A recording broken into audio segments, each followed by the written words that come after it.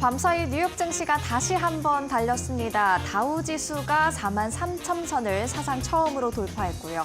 S&P 500 지수도 5,800선을 돌파한 데 이어서 사상 최고치 행진을 이어나가고 있습니다. 일단 3분기 어닝 시즌의 시작은 은행주의 호실적으로 좋게 출발을 했는데요. 앞으로도 어닝 시즌과 함께 기타 다른 여러 가지 재료들로 혼풍을 이어나갈 수 있을지 기대가 되는 것 같습니다. 네, 중동 리스크 그리고 대선에 대한 불확실성이 있음에도 불구하고 증시가 이토록 긍정적인 랠리를 보일 수 있는 힘들은 어떤 것들이 있을까요? 간밤 마무리됐던 뉴욕 증시를 통해서 시그널들 포착해 보도록 할 텐데요. 간밤 뉴욕 증시 상황 확인해 볼까요? 네, 3대 주요 지수 일제히 상승 마감했습니다. 다우 지수가 0.47% 상승하면서 43,000선을 사상 처음으로 돌파하는 모습 보였고요. 나스닥 지수가 0.87% 강세, S&P 500 지수는 0.77% 오름세를 보이는 모습들이었습니다. 계속해서 사상 최고치 행진을 이어나가고 있는 뉴욕 증시인데요.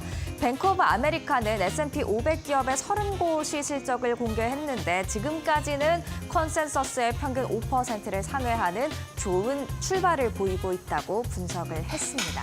그렇다면 월요일장 어떤 움직임을 보였는지 히트맵을 통해서 자세하게 살펴보시죠.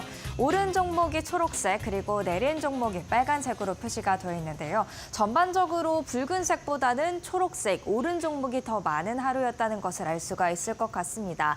빅테크도 전장과 다르게 대체로 다 오름세를 보였는데 애플이 1% 이상 상승했고요. 마이크로소프트가 0.68% 오름세를 보였습니다. 그리고 빅테크 중에서 가장 큰 오름폭을 보인 건 바로 엔비디아였습니다. 2%대의 상승률 기록을 했는데요. 다른 반도체주 전반적으로 그래도 대체로 다 상승 흐름을 보이는 모습들까지 확인을 해볼 수가 있었습니다.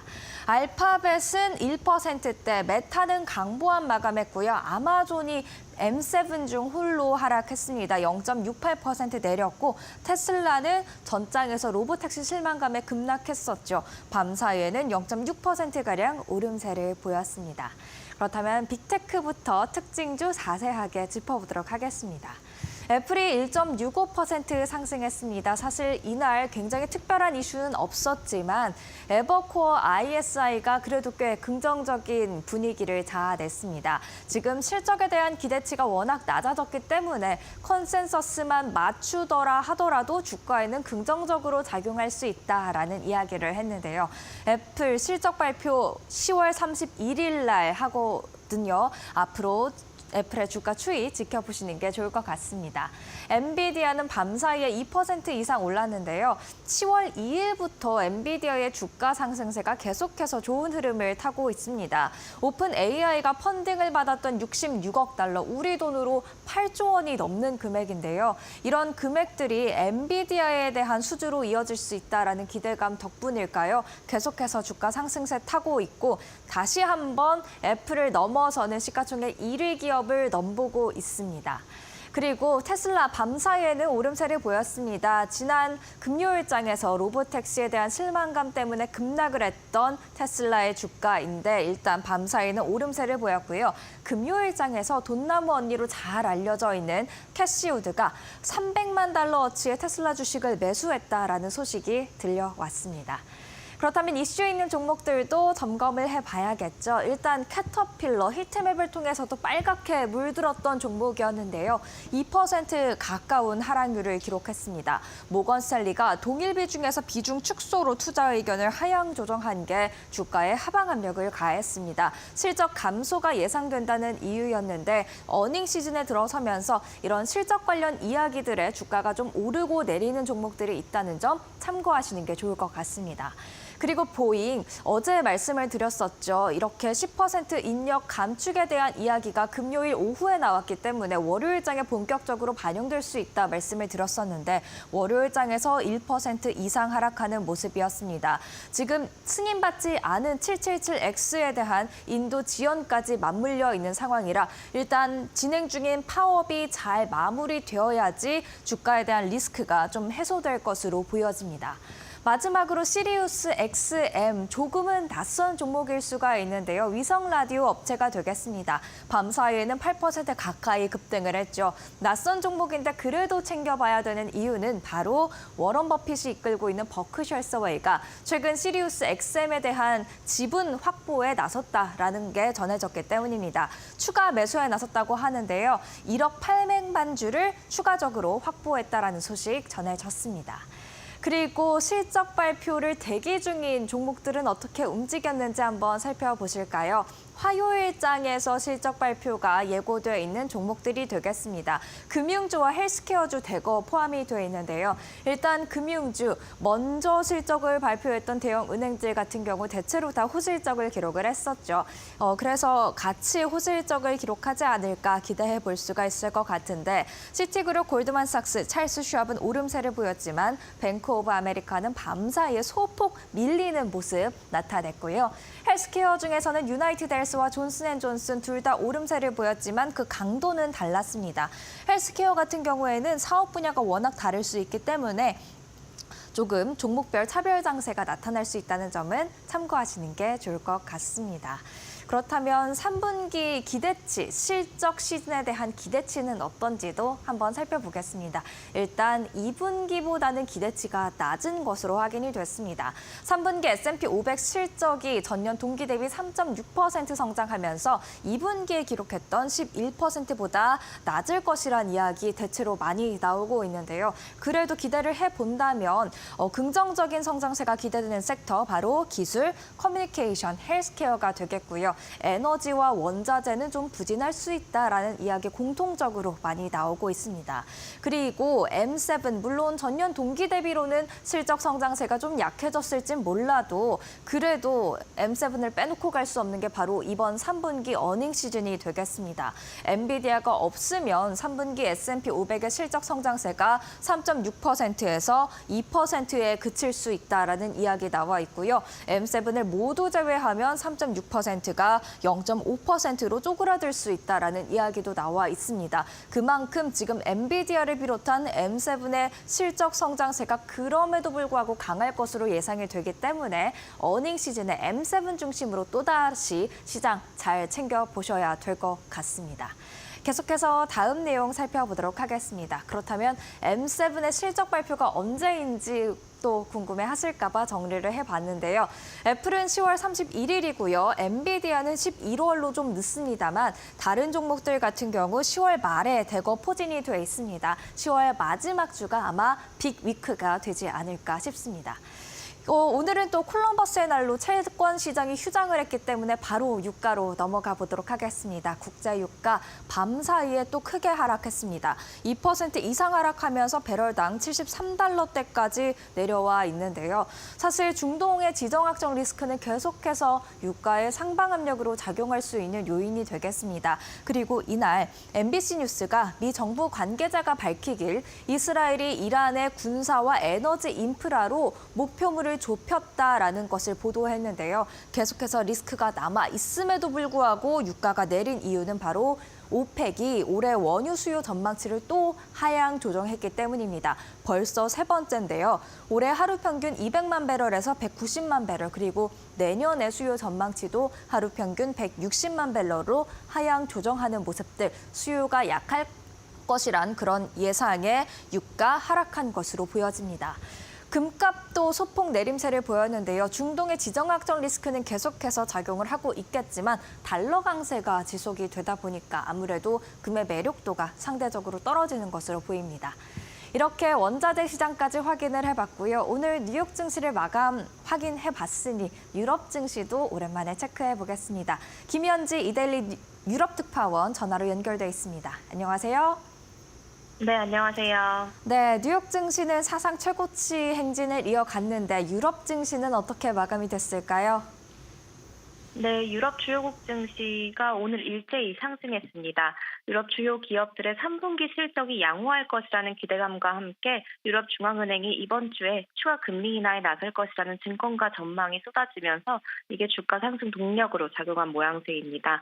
우선 범유럽 지수인 스톡스 600 지수는 전장보다 0.53% 오른 524.76으로 장을 마쳤는데요. 지난주 마지막 날 기록한 오름세를 이어가면서 금주 랠리에 대한 희망을 키우는 모습이었습니다. 특히 기술주와 방산주, 유틸리티 업종이 모두 1% 이상으로 오르면서 지수 상승을 주도했습니다.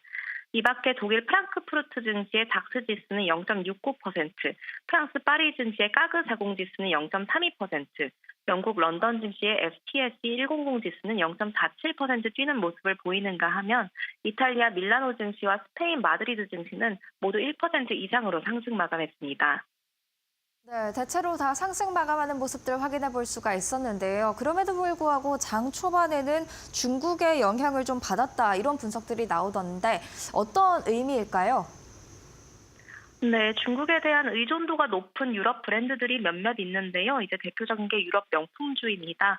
앞서 지난 주말 중국의 경기 부양책에 대한 소식이 하나 전해졌었는데 이에 대한 회의감이 시장에서 작용을 하면서 범유럽 지수가 장 초중반까지는 보합선 위아래를 맴돌았습니다.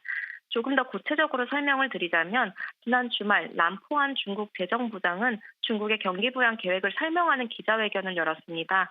여기서 특별 국채 추가 발행과 재정 적자율 상향 등을 언급을 했었는데 구체적인 부양 규모 등의 이제 수치는 내놓지를 않았었어요.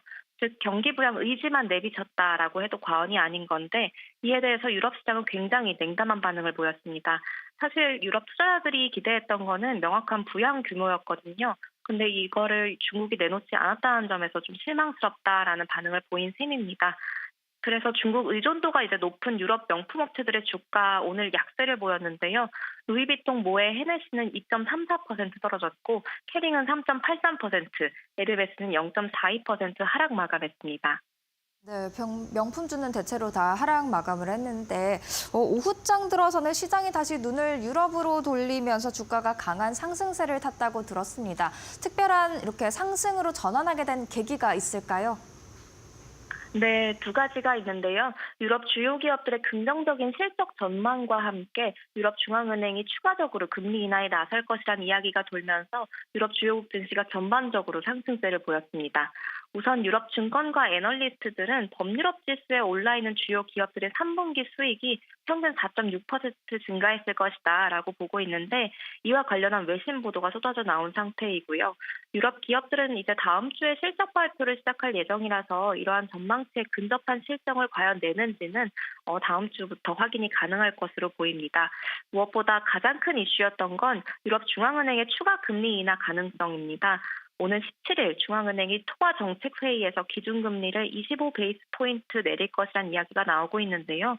최근 유럽에서 나오는 각종 지표를 보면 지난번 유럽 중앙은행 회의 때보다도 더 나쁜 것으로 비춰지기 있기 때문에 이러한 이야기가 시장에선 확신으로 받아들여지는 모습입니다. 이와 관련해서 로이터 통신은 트레이더들은 이번 주 금리가 25 베이스 포인트 인하될 확률을 거의 100%에 가깝게 보고 있다. 지난달 회의 직후 이 확률이 20%였던 것에 비하면 굉장히 크게 높아진 것이다라고 전했고요. 증권가에서도 관련 소식이 다뤄지고 있는데요. 제너럴리 보험 자산운용의 한 이코노미스트는 성장 리스크가 커지고 인플레 리스크는 줄면서 유럽 중앙은행이 앞으로 열릴 회의에서 지속적으로 금리를 내릴 것이라는 기대감이 강한 지지를 받을 것이다라고 말했습니다. 네, 이번에도 추가적으로 금리를 인하하게 되면 세 번째 금리 인하가 되겠네요. 이렇게 유럽 증시까지 살펴봤습니다. 지금까지 김현지 유럽 특파원과 함께했습니다. 말씀 감사합니다. 네, 감사합니다. 이어서 은주 앵커와 함께 밤사이에 나왔던 놓쳐선 안 될 이슈들 체크해 보시죠.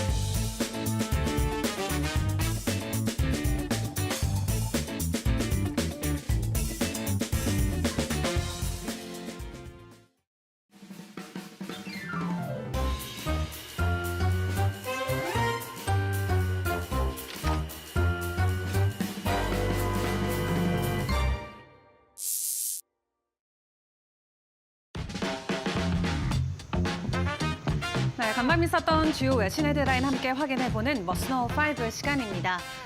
본격적인 어닝 시즌이 시작됨과 함께 최근에 기업들 관련 이슈들이 시장에서도 크게 부각이 되고 있는데요. 그런 가운데 간밤 연준 의원들의 발언들이 나왔는데 약간은 엇갈린 방향들을 가리키고 있어서 내용들 점검을 해보도록 하겠습니다. 지금 당장 계속해서 소폭이지만 금리를 인하해야 된다라는 입장도 있었고요. 당분간은 통화 완화 속도를 늦춰야 된다라는 입장도 동시에 나왔습니다. 먼저 미니애폴리스 연방준비은행 총재인 닐 카시카리의 입장부터 확인을 해보면 지금 2%대 인플레이션 목표 달성이 근접해졌기 때문에 앞으로도 연준은 금리를 계속해서 인하해야 된다, 인하할 가능성이 높다라고 밝혔습니다. 향후 분기에 정책 금리를 더 소폭으로 내리는 것이 우리 의무 양쪽을 모두 달성하기에는 적절해 보인다라고 발언을 하면서 궁극적으로 금리 정책의 미래는 실제 경제와 인플레이션 그리고 노동시장 데이터에 따라서 결정될 것이다라고 덧붙이기도 했고요. 다만 연준의 크리스토퍼 월러 이사 같은 경우는 지난달 이미 빅컷을 했는데 그 빅컷 이후로는 통화 완화 속도를 늦춰야 된다라는 입장을 시사했습니다. 이 데이터의 전책성 그리고 통화 정책이 9월 회의에서 필요했던 것보다는 금리 인하 속도와 관련해서 더 앞으로는 신중하게 진행돼야 된다라고 이야기를 한 건데요.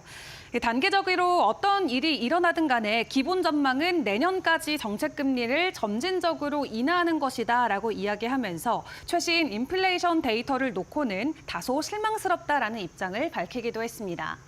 그런 가운데 시장에서 예측하고 있는 예측치를 보면은 CME 페드워치에서는 현재 11월에 이 스몰컷 진행을 해야 된다라는 것에 87%의 사람들이 투표를 하고 있고요. 그런 가운데 12%는 금리 인하 없어도 된다라는 것에 투표를 하고 있습니다. 시장 안에서도 엇갈린 데이터들이 나오고 있는데 그 안에서 연준 의원들의 의견들도 엇갈리고 있는 만큼 앞으로의 경제 지표들 꼼꼼하게 체크해 보시면서 금리의 향방도 체크를 해보시는 게 중요할 것 같습니다.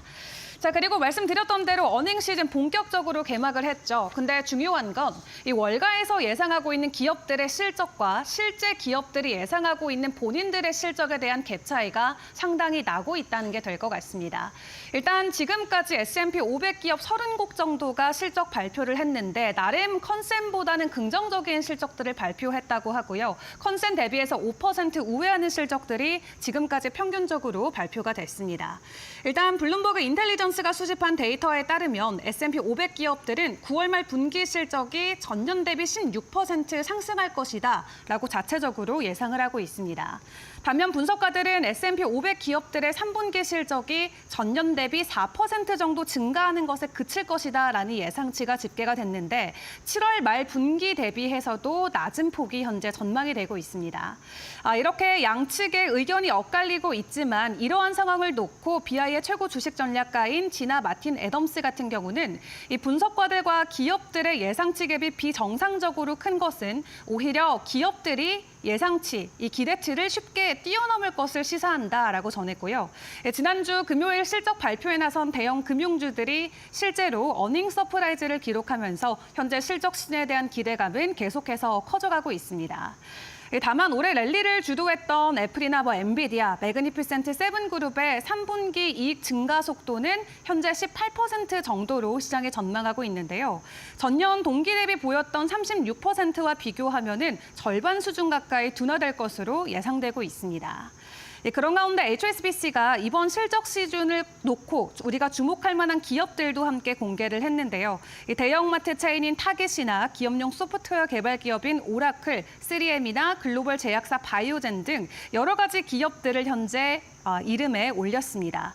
3분기 실적 발표 시즌에 매수할 만한 주식들 월가에서도 앞다퉈 리포트를 통해서 내놓고 있는데요. 현재까지는 긍정적인 실적 리포트가 나오고 있는 가운데 매일매일 발표되는 실적들 잘 점검을 해보시는 게 중요할 것 같습니다. 그런 가운데 시장이 또 가장 주목하고 있는 것은 당장 이번 주에 발표되는 반도체 관련 기업들의 실적이 되겠습니다. 미국 기업은 아니지만 대만의 TSMC 분기 실적이 긍정적으로 나오면서 간밤에 반도체 관련 관련주들이 일제히 급등을 했었고요. 엔비디아 다시 한번 사상 최고치 랠리에 몸을 실기도 했습니다. 일단 TSMC 같은 경우는 오는 3분기에도 지속적인 영업이익 성장이 예상이 된다라고 하는데요. AI 애플리케이션에 사용되는 첨단 칩의 수요 덕분에 3분기 이익은 40% 증가할 것이라는 예상치가 나왔습니다. TSMC는 지난주에 3분기 매출이 시장의 기대치를 크게 넘어서 급증했다라고 보고를 했는데 애플이나 엔비디아 등의 칩을 공급하는 세계 최대 파운드리 업체인 만큼 이 엔비디아를 비롯해서 반도체 시장에는 중요한 지표가 될 것으로 보여지고 있고요. 이 9월 말로 마감된 분기에는 12조 5,900억 원의 순이익을 보고할 예정이라고 합니다. 이 수치는 전년 동기 대비해서도 40% 이상 증가한 모습이고 현재 TSMC의 대만 상장 주식은 올해 들어서 지금까지 70% 넘게 급등을 한 상황입니다. 또 여기에 AI 컴퓨팅 기술 분야의 선두주자인 엔비디아 같은 경우도 AI 데이터 센터 확장에 대한 기대감이 커지면서 간밤 주가가 추가 상승을 했죠. 젠슨 황 엔비디아 CEO는 전 세계 데이터 인프라의 약 1조 달러 규모가 향후 4년에서 5년에 걸쳐 CPU에서 GPU 기반으로 전환되게 될 것이다라고 이야기하면서 그 과정에서 엔비디아가 굉장히 중요한 역할을 도맡을 것이다라고 발언했습니다. 해당 발언으로 기대감들 계속해서 주가에 몰리고 있는 모습이 그대로 나오고 있고요. 이제 연말에 출시하게 되는 블랙웰 같은 경우도 앞으로 12개월치의 모든 물량이 이미 주문이 끝났다라는 말도 나왔습니다. AI에 대한 겨울론 한때 시장을 얼어붙게 만들었으나 3분기 기업들의 실적 발표와 함께 바로 봄으로 바뀌는 분위기인데요. 간밤에 엔비디아 다시 한번 사상 최고치 랠리가 이어졌는데 TSMC 실적 발표와 맞물려서 추가적인 급등 랠리가 반도체 관련주들을 웃게 할지 계속해서 시장 상황 지켜보시면 좋을 것 같습니다. 그런 가운데 M7 안에서 유독 이번 주 들어서 큰 폭의 낙폭을 보였던 건 테슬라였죠. 간밤에는 나름의 좀 회복을 해주는 모습을 보여줬는데요. 이 로보택시 데이 많은 사람들이 오랫동안 기대해왔던 만큼 실망 매물도 시장에는 크게 나왔었습니다. 그럼에도 불구하고 월가에서는 4분기의 실적, 이 차량 인도량과 관련돼서 기대감을 완전히 놓치는 말자라는 입장을 보였습니다. 대표적으로 파이퍼 샌들러 같은 경우 이 연말에 테슬라의 인도량 증가가 시장의 기대치를 만족시켜줄 것이다라고 평가를 했는데요. 일단 해당 투자은행은 보고서를 통해서 지난 4월 처음 발표됐을 당시 주가 급등을 일으켰던 로보택시 행사가 일단 테슬라의 주가 급락으로 이어졌기 때문에 실망 매물은 어느 정도 다 나왔다라고 이야기를 했습니다. 그러면서 현재 투자자들이 일론 머스크 테슬라 CEO의 사이버캣 관련 향후 세부 일정이나 재무적인 사항에 대해서 만족하지 못했다는 이 현실을 짚어내면서도 앞으로 로보택시가 향후 실적 기대치를 높일 수 있는 하나의 포인트는 되어줄 수 있다라고 이야기를 했는데요. 이 테슬라의 완전 자율 주행으로 인한 수익이 2027년이나 늦어도 28년부터는 가시화될 것이다라고 현재 시장은 기대를 하고 있습니다. 그런 가운데 당장의 4분기의 인도량이 우리가 예상했던 것보다 긍정적으로 나올 수 있다라는 리포트와 함께 현재 중국의 모멘텀이나 테슬라의 사이버 트럭 생산과 같은 여러 가지 이슈들이 연말 인도량 수요를 증가시킬 수 있을 것이라고 이야기했는데요. 올해 4분기 예상되고 있는 테슬라의 인도량은 46만 대 이상으로 전년 대비해서도 8%의 추가 상승이 예상이 되고 있는 상황입니다. 그리고 여기에 글로벌적으로 전 세계 증시가 또 금리 인하 사이클에 들어간 만큼 추가적인 수혜를 테슬라가 받아낼 수 있을 것으로 기대되면서 인도량도 긍정적인 전망치가 나왔는데요. 다시 한번 주가 반등의 계기가 될 수 있을지 테슬라 모멘텀도 주목을 해보시면 좋을 것 같습니다. 그리고 간밤 무엇보다 좋았던 건 사실 암호화폐 시장이었습니다. 비트코인이 갑자기 오늘 간밤에 5% 정도 홀로 급등을 하더니 어제 6만 달러 초반에 있다가 갑자기 가격이 6만 6천 달러까지 급등하는 모습을 보였는데요. 비트코인이 추가 상승을 하면서 암호화폐 관련 주식들도 간밤 뉴욕 증시에서 큰 폭의 오름폭을 보이기도 했습니다. 중국 경기 부양책 그리고 대선과 관련된 이슈들이 현재 비트코인을 비롯한 암호화폐 시장의 주가를 끌어올리고 있다는 평가가 나오고 있는데 중국의 부양책이 생각보다 증시에 미치는 영향력이 부진하자 이 수급의 블랙홀로 불렸던 중국 수급이 오히려 암호화폐 쪽으로 넘어올 수 있다라는 기대감이 그 첫 번째 요인이 될 것 같고요. 두 번째로는 트럼프가 최근에 이 재선과 관련된 기대감이 높아지면서 친암호화폐 정책을 밀고 있는 트럼프에 대한 기대감이 커지자 암호화폐 시장으로 또 수급이 몰리고 있는 것으로도 풀이가 되고 있습니다.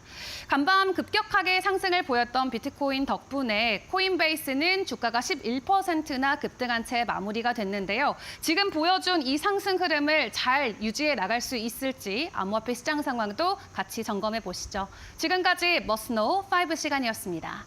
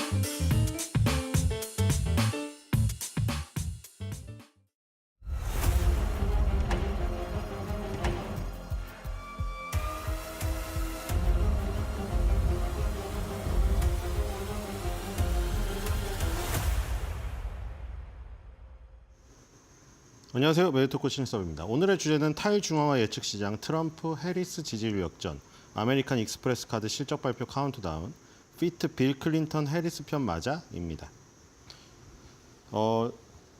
지금 어떻게 될까 모르겠네 진짜. 이제 그때 이게 뭐 갑론을박이 많으니까 자기가 이게 뭐 우리나라 선거도 아니지만 그쵸?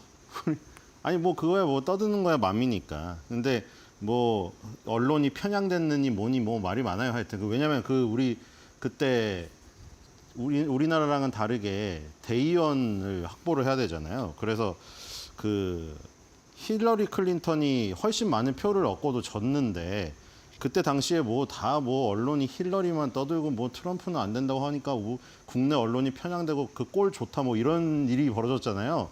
그래서 지금 그 뒤에 언론들도 좀 조심스러운 것 같아요. 그리고 뭐 요즘에는 유튜브도 있고 워낙에 많으니까 다양한 채널이 많습니다. 근데 지금 뭐 해리스가 그 전당대회만 할 때만 해도 약간 분위기가 좋았어요. 약간 그게 컨벤션 효과일 수도 있고 계속 지속될 수도 있다는 사람이 많았는데 지금은 일단 그때보다는 약간 떨어지는 기세가 보이죠. 느끼기에. 그 당시에 오바마랑 클린턴까지 출동하는 이쪽 편하고 그쪽은 아예 부시도 안 나오고 아무도 나오지 않았으니까 외로운 싸움이었단 말이에요. 공화당 일부 인사까지 해리스 전당대회에 나오고. 그러니까 그때 분위기가 엄청 막 밀어붙이고 막 굉장히 좋았어요. 오바마가 연설할 때만 해도 완전 그것도 뭐 그들만의 리그일 수도 있어요. 자기를 편드는 사람끼리 있으니까 되게 지지율이 좋아 보이잖아요. 항상 그걸 주의하라고 하잖아요. 내 편끼리 모여있으면 와 그러니까 내가 인기가 많은 것 같잖아요. 근데 내가 인기 없는 데 가면 인기가 없거든요.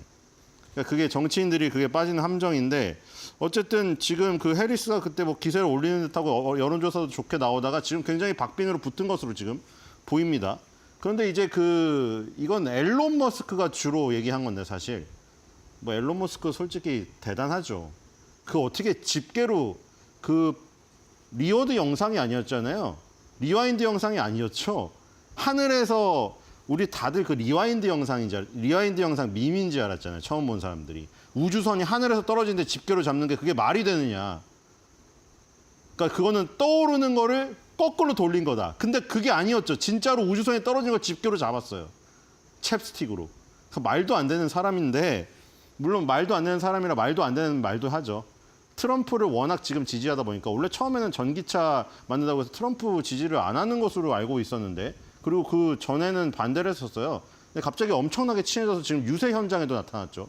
그리고 테일러 스위프트가 이제 트럼프 편 아니라고 하니까 엄청나게 비하 발언을 하면서 고양이를 주면은 내가 너한테 애를 주겠다라는 막말까지 쏟아부어 버렸습니다. 그런데 트럼프를 지금 굉장히 지지하는데 앨런 머스크가 그 근거로 또 이걸 내세우고 있어요. 이제 이 암호화폐 베팅 시장에서는 트럼프가 벌써 이기고 있는데 이게 예측이 미리 점지를 하는 것이다. 이러면서 지금 암호화폐 기반으로 한, 그러니까 물론 비트코인이나 이더리움 같은 경우는 그 변동성이 워낙 심하기 때문에 스테이블 코인이라고 뭐 금이나 달러에 연동돼 가지고 안정적인 코인을 기반으로 해서 하는 그 블록체인 기술을 기반으로 한 베팅 사이트예요. 우리나라에서는 이런 게 불법이거든요. 우리나라에서 만약에 대선 뭐 지지도 여론조사 가지고 이거 돈을 베팅한다? 이거는 지금 우리는 지금 저기도 안 되고 있는데요. 우리는 지금 게임으로 하는 도박을 현금으로 하는 것도 불법이에요. 그렇기 때문에 지금 여기도 일부만 허용을 해줬죠. 근데 여기 보면은 이 파란색이 대부분 요 사이트입니다. 이 사이트고, 요 사이트에서 폴리마켓이죠. 폴리마켓이라는 사이트에서 굉장히 압도적인 요 8월달, 7월달부터죠. 3분기 들어서면서부터 엄청나게 지금 이 베팅 금액이 올라가고 있다. 앨런 머스크가 주장하는 게 그거거든요. 여긴 돈이 걸려있기 때문에 진짜다. 누가 자기의 피 같은 돈을 걸면서 거짓말을 치겠느냐 이거예요. 그러니까 자기가 진보 성향이든 보수 성향이든 진보랑 보수가 가치가 밥을 먹여주진 않잖아요. 일단 먹고 살아야 진보 보수가 있지. 그러니까 내가 굶어 죽게 생겼는데 뭐 진보 보수의 가치를 따르진 않거든요. 뭐 물론 북한은 따르더라고. 배고픈데도 따르긴 하는데 절대 존엄이라 거기는. 근데 어쨌든 지금 여기는 돈이 걸렸기 때문에 내가 보수여도 내가 진보가 이긴다고 생각하면 진보에 돈을 걸 거란 거죠. 앨런 머스크 주장은 그거예요. 이건 진심이다. 내가 보수 트럼프를 지지해도 해리스가 이길 것 같으면 내 돈이 걸려있기 때문에 돈 따기 위해서 해리스에 걸 거니까 이건 진퉁이다라는 것이죠. 그래서 어쨌든 지금 폴리마켓에 지금 요 베팅 금액이 엄청나게 올라가고 있습니다. 근데 이 베팅 금액 올린 게 다 어디냐? 물론 지금 월드 시리즈가 열리고 있기 때문에 LA 다저스냐, 뭐 뉴욕 양키스냐, 뉴욕 매치냐, 뭐 클리블랜드냐 그것도 지금 있어요 여기. 근데 뭐 대선이 지금 30일 앞으로 다가왔기 때문에 그게 압도적이죠 사실. 일단 월드 시리즈는 LA 다저스에 베팅이 많이 되고 있네요. 자 뒤로 가보겠습니다. 낮은 베팅이요. 자 그리고 이 대부분이 뭐냐면 다 대선, 미국 대선에 관련된 게 여기서 치솟는다 이거를 보여주는 겁니다. 다 미국 대선에 관련된 베팅이 저 폴리마켓에서 베팅 금액을 다 주도를 했어요 지금. 주도를 했고 여기서 폴리마켓 시장 점유율의 폴리마켓 시장이 점유율의 99%를 차지하고 있어요. 저기 3대 시장이 있는데 3대라고 하기엔 민망할 정도로 폴리마켓이 여기를 지배하고 있습니다. 이 시장을. 이 블록체인 기술을 기반으로 한 베팅 시장을 지배를 하고 있고요. 저 플랫폼이 다 저기를 인용해서 보도를 합니다. 뒤로 가겠습니다. 뭐 공중파에서 나오는 보도들도 다 2%, 1%로 바짝 붙었죠.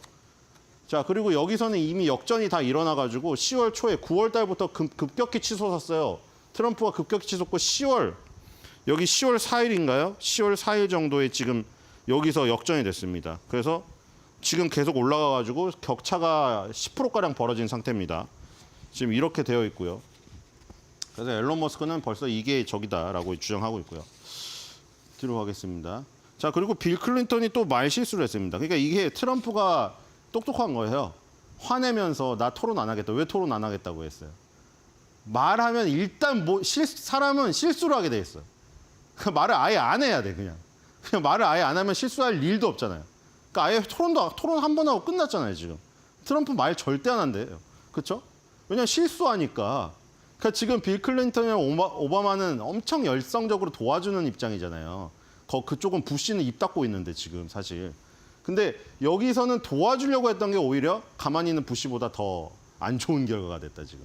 왜냐하면 여기에 지금 연설하는데 뭐를 꺼냈냐면 지금 이민자 문제가 완전 대립되고 있지 않습니까? 트럼프는 완전 장벽을 세고 내가 만약에 대통령이 되는 그 첫날부터 장벽을 세서 다 지금 기존에 있는 이민자 다 쫓아내버리겠다고 했거든요. 근데 해리스랑 바이든은 이걸 포용해야 된다는 입장이죠. 물론 지금 바이든이 이제 물러날 거지만 그래서 그 당시만 해도 해리스가 지지율이 좋을 때만 해도 바이든을 너무 자극했다. 바이든을 살살 달래면서 갔으면 트럼프가 압승했는데 뭐 이 얘기가 있었어요.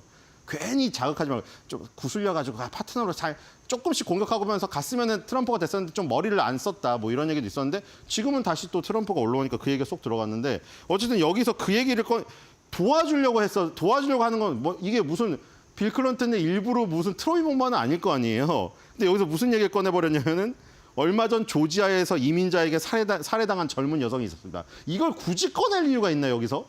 이게 올 초에 바이든이 그 대선 주자일 때 일어났던 일이에요. 우리나라에도 있잖아요. 미친 그 놈이 그 조깅하는 여자 죽인 거. 여기 또 조깅을 하고 있는데 불법 이민자가 죽였어요. 이 여자를. 그래가지고 근데 그 사람이 불법 이민자여서 이게 난리가 난 거예요. 이게. 그리고 하필이면 그게 조지아주 지난 대선에서 50대 50 동률 나온 데 아닌가요, 거기? 그러니까 엄청나게 치열한 곳인데 얼마 전 조지아에서 이민자에게 살해당한 젊은 여성이 있었습니다. 이 얘기를 굳이 여기서 지금 대선 30일 앞두는데 또 꺼냈어. 아픈 그거를.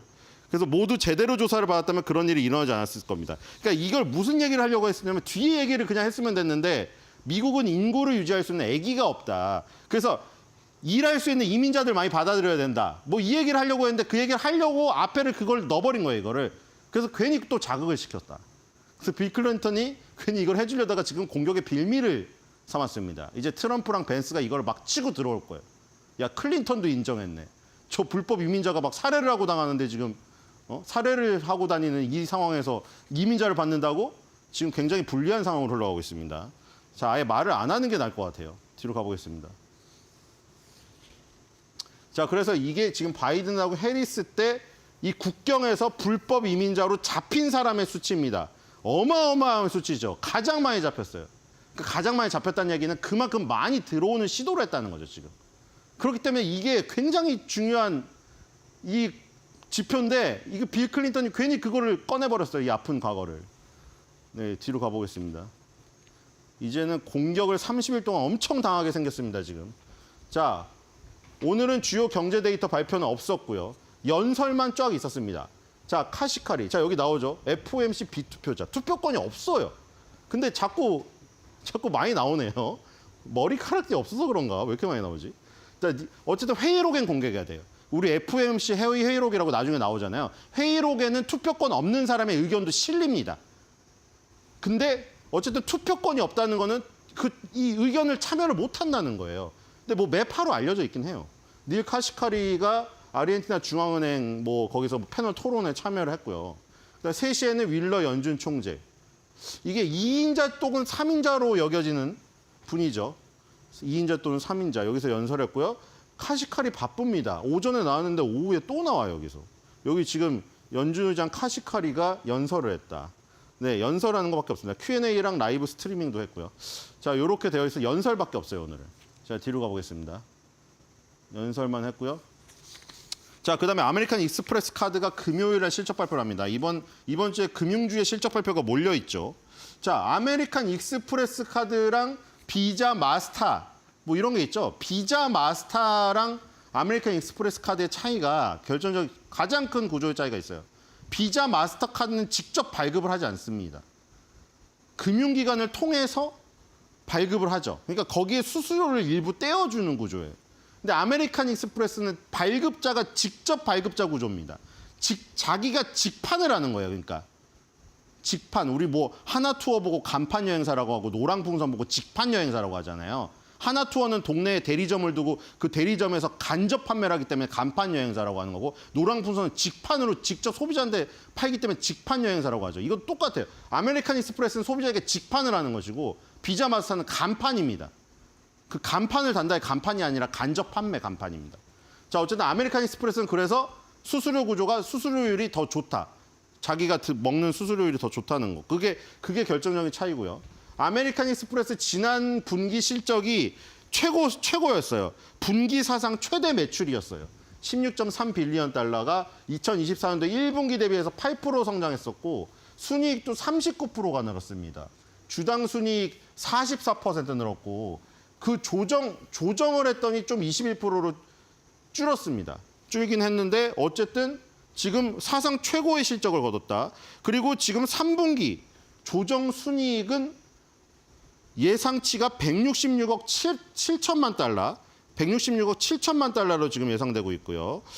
금요일 날 발표가 됩니다. 그래서 효과적인 비용 관리랑 비즈니스 규모가 증가해서 성장 환경이 지금 둔화되는 상황이지만 모멘텀이 유지된다. 이렇게 되어 있고요. 그다음에 주가도 마찬가지입니다. 주가가 275달러 정도에 거래되고 있는데 이게 52주 1년 평균을 크게 상회하는 수치고요. 지금 이 정도 가치는 작년 대비 2배의 가치를 받고 있습니다. 이게 2배가 올랐어요. 지금 엔비디아 이런 것만 오른 게 아니라 그래서 제가 맨날 아메리칸 익스프레스 카드 얘기를 한 거죠. 아니 아메리칸 익스프레스 카드 실적이 이렇게 좋은데 상식적으로 생각해서 이게 세계에서 다 쓰는 카드 아닙니까? 근데 아메리칸 익스프레스 카드의 실적이 좋다는 거는 그 카드를 막 긁고 다닌다는 건데 발급을 새로 엄청나게 받고 그러면 이게 무슨 경기가 좋고 경기가 강하고 침체가 아니라는 것을 뭐 저기 나타내는 거라면 당연한 건데 혹시 뭐 맨날 그 금리 물가 가지고 뭐 의심을 하니까 물가 고용 가지고 뭐 왔다 갔다 하고 막 연준이 무슨 뭐 고민하고 그러니까 오해를 하니까 의심을 하니까 그럼 아메리칸 익스프레스 카드 실적이 좋은 게 그럼 가짜인 거라면은 그냥 그거라고 했잖아요. 지구 멸망 하루 남아가지고 막 쓰는 거냐? 그건 말이 안 되잖아요. 그러니까 지금 계속 이게 실적이 좋았단 말이죠. 그러니까 물가랑 고용을 두 개를 잡으려고 열심히 노력하는 건 연준의 일인데 기업의 실적이 계속 정점을 찍어버리면은 그 고민하는 게 다 이게 한 방에 해결이 돼요. 그리고 물가랑 고용을 고민하는 거는 약간 소비자랑 근로자의 입장이에요. 이게 소비자랑 근로자가 힘들면은 마진이 많이 남아요. 그렇잖아요? 복지가 좋아지면은 회사에서 나가는 돈이 많아요. 근데 복지가 나빠지면 회사에서 나가는 돈이 줄어들어요. 이게 아이러니한 겁니다. 자, 그래서 지금 이번 3분기 실적도 굉장히 지금 좋게 예상되고 있고요. 그리고 아메리칸 익스프레스 카드 아까 전에 장기적으로 봤을 때 지금 현재 지난해에 비해서 2배가 올랐기 때문에 밸류에이션이 높지가 않느냐. 근데 지금 장기 투자자에게는 높지 않다는 지금 판단을 지금 하고 있고 지금 조정순이익은 3.28을 예상하고 있는데 2분기에 3.49 나왔으니까 2분기보다는 살짝 작은 수치나 거의 유사한 수치죠. 그다음에 매출이 166억 7천만 달러니까 매출이 166억 3천만 달러였던 2분기에 비해서 조금 는 것으로 나오죠. 조정순이익하고 지금 똑같이 써 있네요. 조정순이익하고 똑같이 써 있고 예.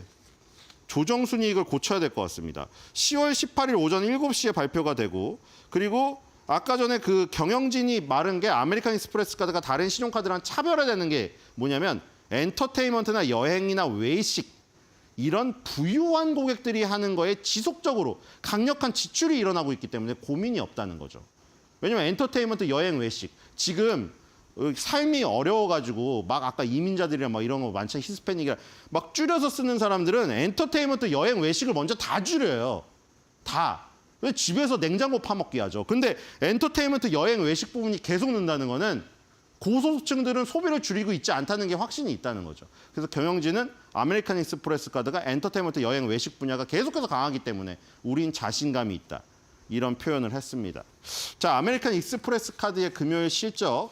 이게 아마 연준이 뭐 물가와 고용을 잡으려고 그렇게 고민하고 그래서 사람들이 뭐 경기에 대해서 의심을 하고 이런 거에 대해서 의심할 필요가 없다는 확인 사살을 해주는 실적 발표가 될 거라고 생각이 되고요.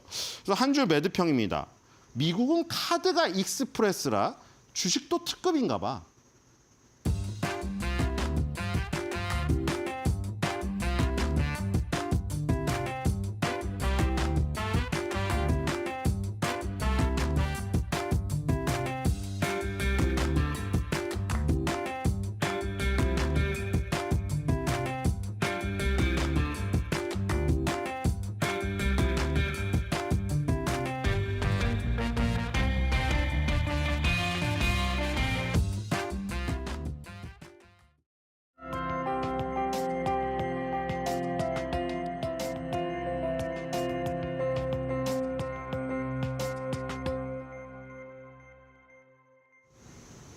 미국이 3분기 어닝 시즌에 본격적으로 돌입을 했습니다. 일단 시작은 대형 은행들이 호실적을 발표하면서 순조롭게 출발을 한 것 같은데요. 이번 어닝 시즌에는 이것이 없으면 참 계좌가 서운할 것 같다라는 생각이 듭니다. 이것 없으면 어닝 시즌 슬프다라는 제목을 달아봤는데 뒷 배경을 보니 이것이 뭔지 대충 짐작이 가시죠? 바로 매그니피센트 7, M7이 되겠습니다. 왜 M7을 담고 있어야 하는지 그 이유 하나하나 살펴보도록 하겠습니다. 일단 M7이 중요한 이유, 예전에 쌓인 시간에서도 M7에 대해서 설명을 해드리면서 몸집이 크기 때문에 중요하다라고 말씀을 드린 적이 있었는데요. 히트맵을 보시면요. 네모가 그냥 네모가 아닙니다. 그 크기가 바로 또 시가총액을 의미하게 되는데요. 지금 제가 가리키고 있는 M7 종목들의 네모 크기 하나같이 다 큽니다. 즉 시가총액이 크기 때문에 시장에 굉장히 중요하게 작용을 하고요. 그렇기 때문에 우리가 주목해봐야 하는 이유, 중요한 이유가 되겠습니다. 구체적인 수치로 말씀을 드리면 2024년 7월 기준 S&P 500 내 M7의 비중이 무려 35%에 달한다고 합니다. 그렇기 때문에 어닝 시즌 중에도 M7의 중요도는 굉장히 클 것으로 보여집니다. 그리고 M7 돈도 잘 버는 기업들입니다. 3분기 S&P 500의 실적이 전년 동기 대비 3.6% 성장할 것으로 예상이 되고 있는데요. M7을 제외한다면 어떻게 될까요? 일단 엔비디아가 없이는 3.6%가 지금 2%로 위축될 것으로 보여지고요. M7을 모두 제외하게 되면 3.6%가 0.5%로 쪼그라들 것으로 생각이 들고 있습니다. 그렇기 때문에 M7 그만큼 돈을 잘 벌 것으로 기대가 된다라는 이야기가 되겠죠. 그렇기 때문에 M7 시장을 주도하고 있기도 하고요. 또 돈을 잘 버는 기업이기도 합니다. 그렇기 때문에 어닝 시즌에 안 담고 있다면 슬플 것 같다라는 게 저의 생각이 되겠습니다. 또 M7 중에서도 이번에는 엔비디아에 다시 한번 시선을 돌리면 어떨까라는 생각을 해보는데요. 일단 밤사이에 엔비디아의 주가가 다시 한번 사상 최고치를 기록을 했었죠. 지금 6개월 차트 함께 보고 계신데요. 사실 7월에 좀 힘들었고요. 그리고 9월 들어서도 힘든 시간을 보냈던 엔비디아였습니다. 그런데 10월 들어서 다시 힘을 차리면서 기어코 사상 최고치 마감에까지 이르렀습니다. 6월 18일 기록했던 전고점 135.58달러를 돌파한 건데요. 이제 52주 최고가까지도 얼마 남지 않았습니다. 140.76달러가 52주 최고가인데 지금 월요일장 종가가 138달러대니까 많이 남지 않았다는 것을 알 수가 있겠죠. 이렇게 10월 들어서 엔비디아의 주가가 다시금 힘을 차린 이유는 오픈 AI가 받았던 대규모 자금 때문인데요. 66억 달러, 우리 돈으로 약 8조 9천억 원의 펀딩에 성공을 했었죠. 그리고 이렇게 오픈 AI가 잘 기술을 가동시키려면 당연히 AI 반도체 칩이 필요할 테고 그러면 엔비디아의 칩을 사오겠네라는 생각에 이 66억 달러의 상당 부분이 엔비디아로 들어가지 않을까라는 생각에 엔비디아 주가 10월부터 다시금 힘을 차렸다라는 분석이 나오고 있습니다. 그렇기 때문에 엔비디아 주가 많이 오르면서 또 시가총액 1위 자리도 다시 넘보지 않을까 생각이 듭니다. 일단 월요일장 종가 기준으로 나타나진 시가총액 순위가 되겠는데요. 물론 애플이 당연코 1위 자리 공고하게 지키고 있습니다만 엔비디아가 그 뒤에서 다시금 빠르게 추격을 하고 있습니다. 만약에 다시금 시가총액 1위 자리로 올라서게 된다면 내가 엔비디아를 놓쳤나라고 생각했던 포모 심리가 작용을 하면서 주가에 추가적인 상방 압력으로 작용할 수 있지 않을까라는 생각을 해보는데요. 계속해서 다음 장 확인을 해보도록 하겠습니다. 계속되는 AI 투자 또한 엔비디아 주가에 긍정적으로 작용할 수 있다라는 생각이 듭니다. 일단 지금 인공지능이 워낙 업계에서 핫합니다. 인공지능 스타트업이 글로벌 100대 유니콘 기업의 21%를 차지한다고 하는데요. 유니콘 기업이란 설립된 지 10년이 안 됐는데 시가총액이 10억 달러, 우리 돈으로 1조 원이 넘는 금액을 달성한 기업들을 일컫습니다. 그만큼 많은 AI 관련 기업들이 지금 시장의 주목을 받으며 성장하고 있다고 해석을 해볼 수 있을 것 같고요. 이런 스타트업을 향해서 지속적인 투자 또한 이루어지고 있습니다. 올해 투자를 많이 받은 AI 스타트업 지금 5가지를 보고 계신데 그만큼 AI 투자가 지속되고 있고 AI가 여전히 시장의 키워드로 남아있다는 것을 확인을 해볼 수가 있는 것이죠.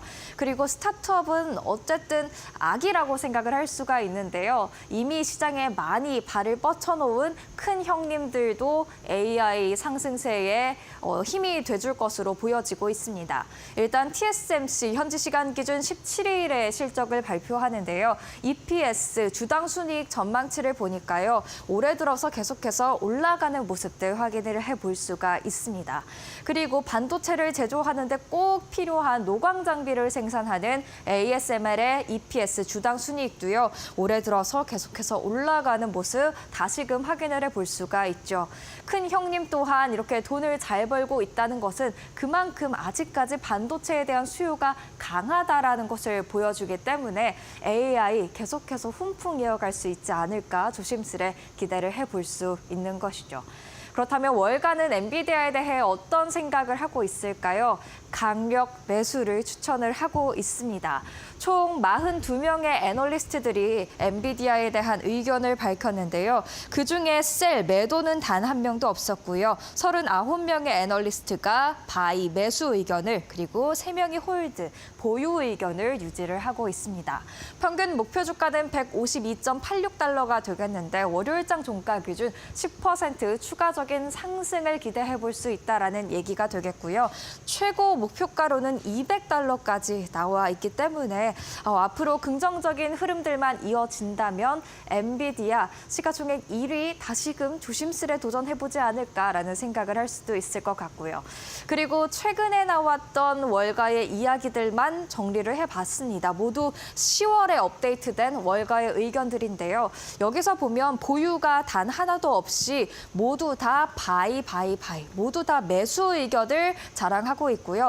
그리고 골드만삭스의 한 애널리스트는 기존의 목표가 135달러로 제시했다가 150달러로 상향 조정하는 모습까지 나타났습니다.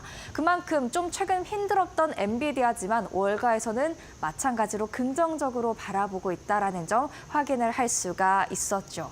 그렇기 때문에 오늘의 사인은 이렇게 정리를 해보고자 합니다.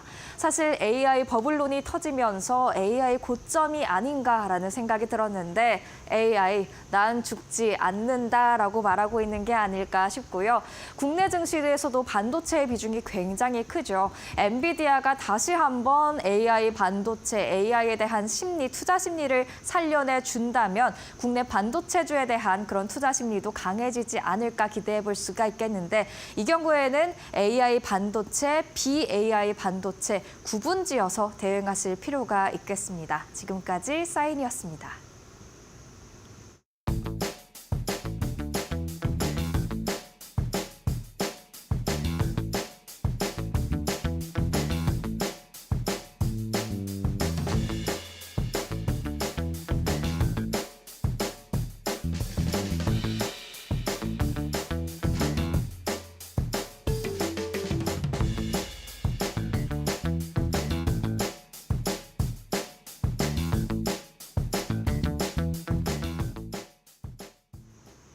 네, 어제 간만에 좀 의미 있는 반등이 나왔던 코스피. 오늘도 추가 상승을 이어갈 수 있을까요? 간밤 뉴욕 증시는 다시 한번 사상 최고치 랠리를 펼쳤는데 오늘 우리 증시의 분위기는 어떻게 흘러갈지 어제장 정리부터 해보도록 하겠습니다. 어제도 뉴욕 증시와 중국 증시가 상승하면서 나름 코스피가 함께 반응을 해줬습니다. 장중 내내 지속적으로 빨간불을 켜내면서 오랜만에 2,600선 다시 한번 탈환을 했습니다. 삼성전자도 추가적인 상승을 해주면서 드디어 6만전자 복귀를 본격적으로 해줬고요. 다만 코스닥 같은 경우는 장 막판에 조금 더 힘을 내주긴 했습니다만 약보합권에 마무리가 됐습니다.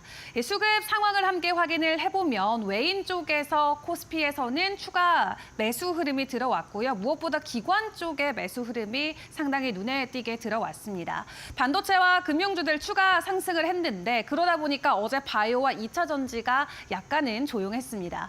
반도체가 주요 기업들의 실적 발표를 앞두고 있는 만큼 이번 주까지 강세 흐름이 이어질 수 있다라는 긍정적인 전망들도 많이 나오고 있는 만큼 본격적인 6만전자와 함께 반도체 관련주들 추가 상승하는지에 대한 여부 함께 확인해 보시면 좋을 것 같고요. 다만 방산주 같은 경우도 최근에 움직임이 심상치는 않습니다. 특히 이 삼성전자를 비롯해서 반도체를 덜어냈던 외국인들의 수급이 앞서 함께 확인했던 금융주들 그리고 방산주로 많이 들어간 모습 모습을 확인을 해볼 수가 있었는데요. 이 중동 확전이라던가 대북 긴장, 여러 가지 지정학적 리스크 때문에 방산주들 추가적인 상승을 계속해서 만들어내고 있습니다. 이 기관과 외국인들의 수급에 따른 순매수 상해 종목의 흐름을 보시면은 또 쉽게 정리가 가능할 것 같습니다. 이 코스피 쪽만 놓고 봤을 때는 금융주 위주로 대거 사들인 모습 확인이 가능했고요. 기관 쪽에서는 이날 삼성전자를 추가적으로 매수해내는 모습도 포착이 됐습니다.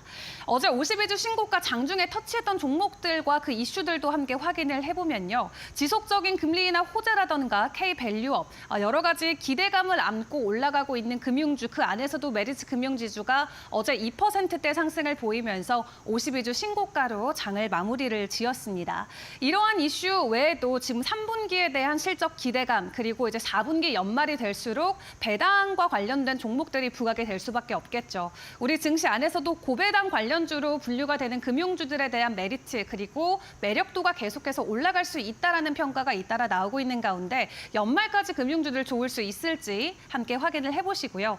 그리고 고려아연 어제는 약세로 마무리가 됐습니다만 장중에 52주 신고가 터치했습니다. 82만 원 선까지 우뚝 올라선 채 장중에 거래가 됐었는데요. 어제로 이제 공개 매수가 종료가 됐는데 최종적인 결과는 17일에 발표 예정입니다만 어제 속보로 전해진 소식들 저희 시간의 이슈로 다시 한번 점검을 해보도록 하겠습니다. 그 외 이슈와 섹터 단의 흐름들도 점검을 해보도록 할 텐데 다시 반도체 봄이 오는 걸까요? 어제 오랜만에 반도체 관련주들 두 자릿수 이상 오른 종목들 시장 안에서 여러 개 포착이 됐었습니다. 일단 엔비디아가 블랙웰을 1년치를 이미 다 판매를 했다라는 소식을 전해오면서 AI에 대한 기대감이 계속 올라가고 있는 가운데 삼성전자가 최근 주가가 많이 하락함과 동시에 저평가돼 있다라는 분석도 국내 증권가에서 많이 나오고 있는 게 반도체 투자자들의 매수 심리를 움직였던 것 같습니다. 그런 가운데 앞서 말씀드렸다시피 대만과 이 네덜란드의 ASML 그리고 TSMC 기업 실적 발표를 또 앞두고 있는 만큼 반도체 관련주들 이번 한 주의 움직임 체크를 해보시면 좋을 것 같고요.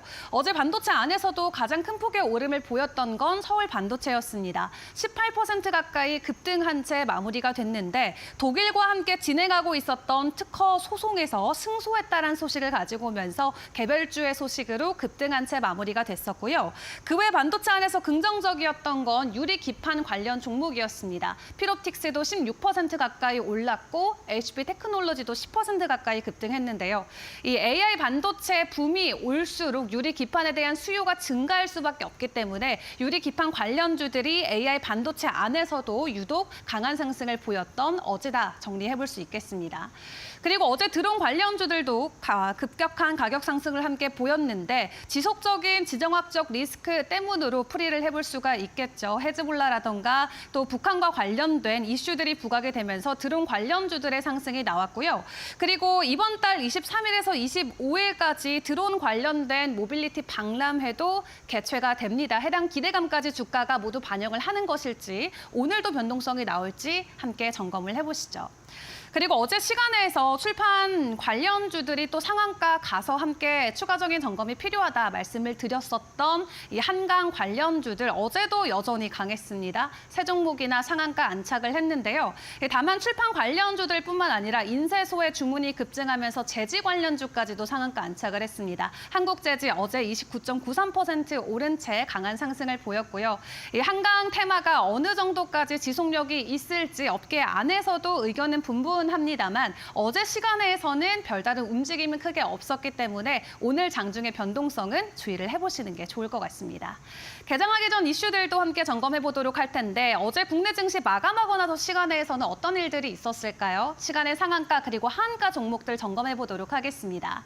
성한 머티리얼즈와 FST가 상한가 그리고 윙이푸드가 하한가인데요. 일단 각자 개별 소식과 공시로 인해서 변동성이 나왔습니다. 성한 머티리얼즈 같은 경우는 재산 배정의 유상증자 소식과 함께 상한가 그리고 FST 같은 경우도 핵심 소재 개발 소식이 전해지면서 상한가 안착을 했습니다. 오늘 장 개장 직후의 변동성 체크가 필요해 보이고요. 다만 윙이푸드 같은 경우는 현재 나스닥 상장 준비를 하고 있는데 해당 일자가 연기됐다라는 공시가 나오면서 시간에서 실망 매물이 크게 나왔습니다. 하한가 직행했던 만큼 이 종목 또한 오늘 변동성 주의를 해보시죠. 자, 그리고 어제 고려 아연이 장 막판에 가격을 그대로 토해냈던 가장 큰 이유, 이게 되겠습니다. 1차전에서는 결국 MBK가 승기를 잡은 것처럼 보입니다. 처음에 목표했던 지분 확보가 7%대였는데 최종적으로 5.34%의 지분을 확보했다는 소식이 전해졌죠.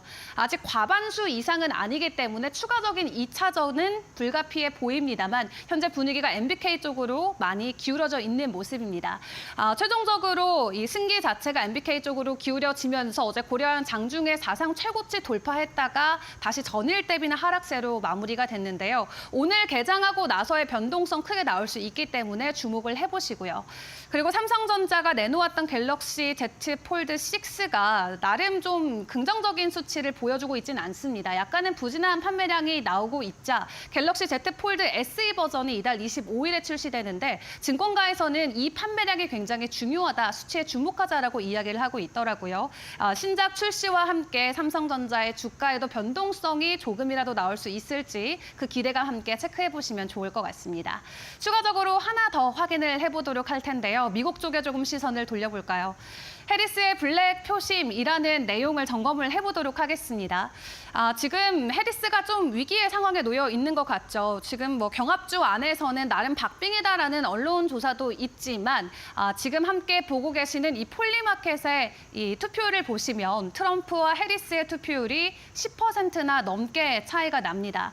폴리마켓은 직접 돈을 걸고 베팅을 하는 투표 사이트이기 때문에 다른 여론조사보다도 훨씬 더 신빙성이 높다라는 평가를 받고 있고요. 돈을 걸고 투표하는 투표판에서 해리스가 트럼프보다 10%나 뒤처져 있다는 것은 이 수치가 조금 더 정확할 수 있다는 분석들이 많이 나오고 있습니다.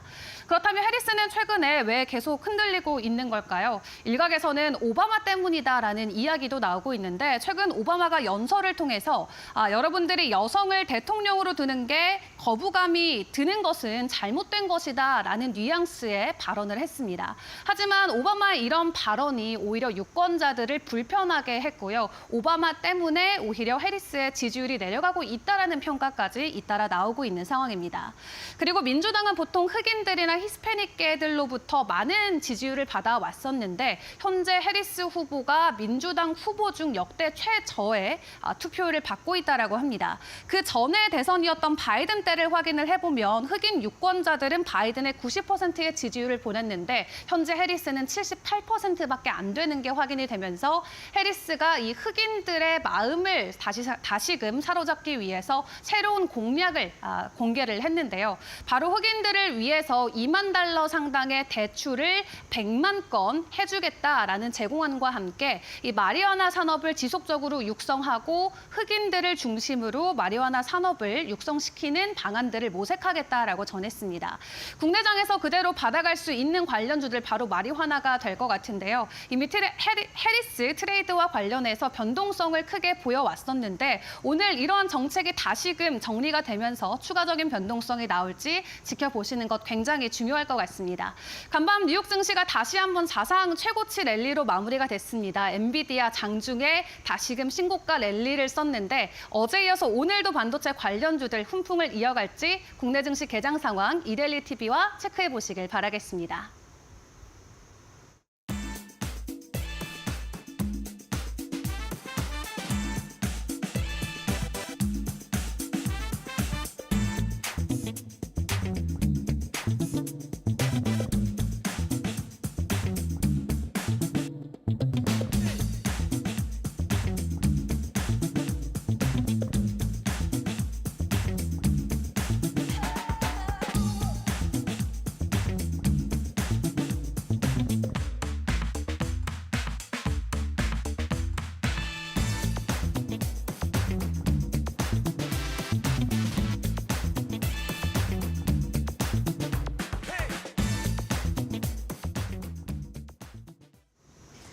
이어서 밤사이 뉴욕 증시에서 나왔던 시그널들 잡아가면서 국내 증시에 어떤 영향을 줄 수 있을지 체크를 해보도록 하겠습니다.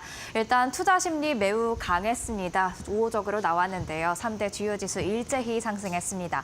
다우지수가 0.47% 상승하면서 사상 처음으로 43,000선을 돌파를 했고요. 나스닥 지수도 0.87% 강세, 그리고 S&P 500 지수 0.77% 오르면서 사상 최고치 행진을 이어갔습니다. 이렇게 일단 3대 주요 지수로 보면 전체적인 투심이 강하게 올라와 있다는 것을 확인을 할 수가 있기 때문에 국내 증시로도 이런 강한 투자 심리가 이어질지 체크해 볼 필요가 있겠습니다. 그 가운데 빅테크 M7 중심으로도 좀 강한 하루였습니다. 애플이 1.65% 상승을 했고요. 엔비디아가 M7 중 가장 큰 상승률 2%대 상승률을 기록했습니다. 그러면서 엔비디아는 또다시 사상 최고치를 기록을 했죠. 10월 2일 이후로 계속해서 상승세 타고 있는데 엔비디아의 강세가 국내 증시 반도체주에 또 어떤 흐름을 가져다 줄지 지켜보셔야 될 것 같고요. 테슬라도 간밤에는 반등하는 모습이었습니다. 금요일장에서는 로보택시에 대한 실망감 때문에 8% 이상 급락했었는데 그래도 낙폭에 대한 만큼 보상이 잘 이루어지진 않았지만 그래도 소폭 반등했다라는 점에 2차 전지주 월요일장에서 좀 하방 압력을 받았었는데 어떻게 나아갈지 한번 체크를 해보시는 게 좋을 것 같고요.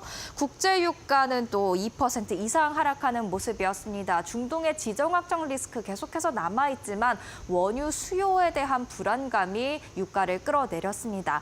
이날 오펙 플러스가 올해 세 번째 원유 수요 전망치 하향 조정에 나섰는데요.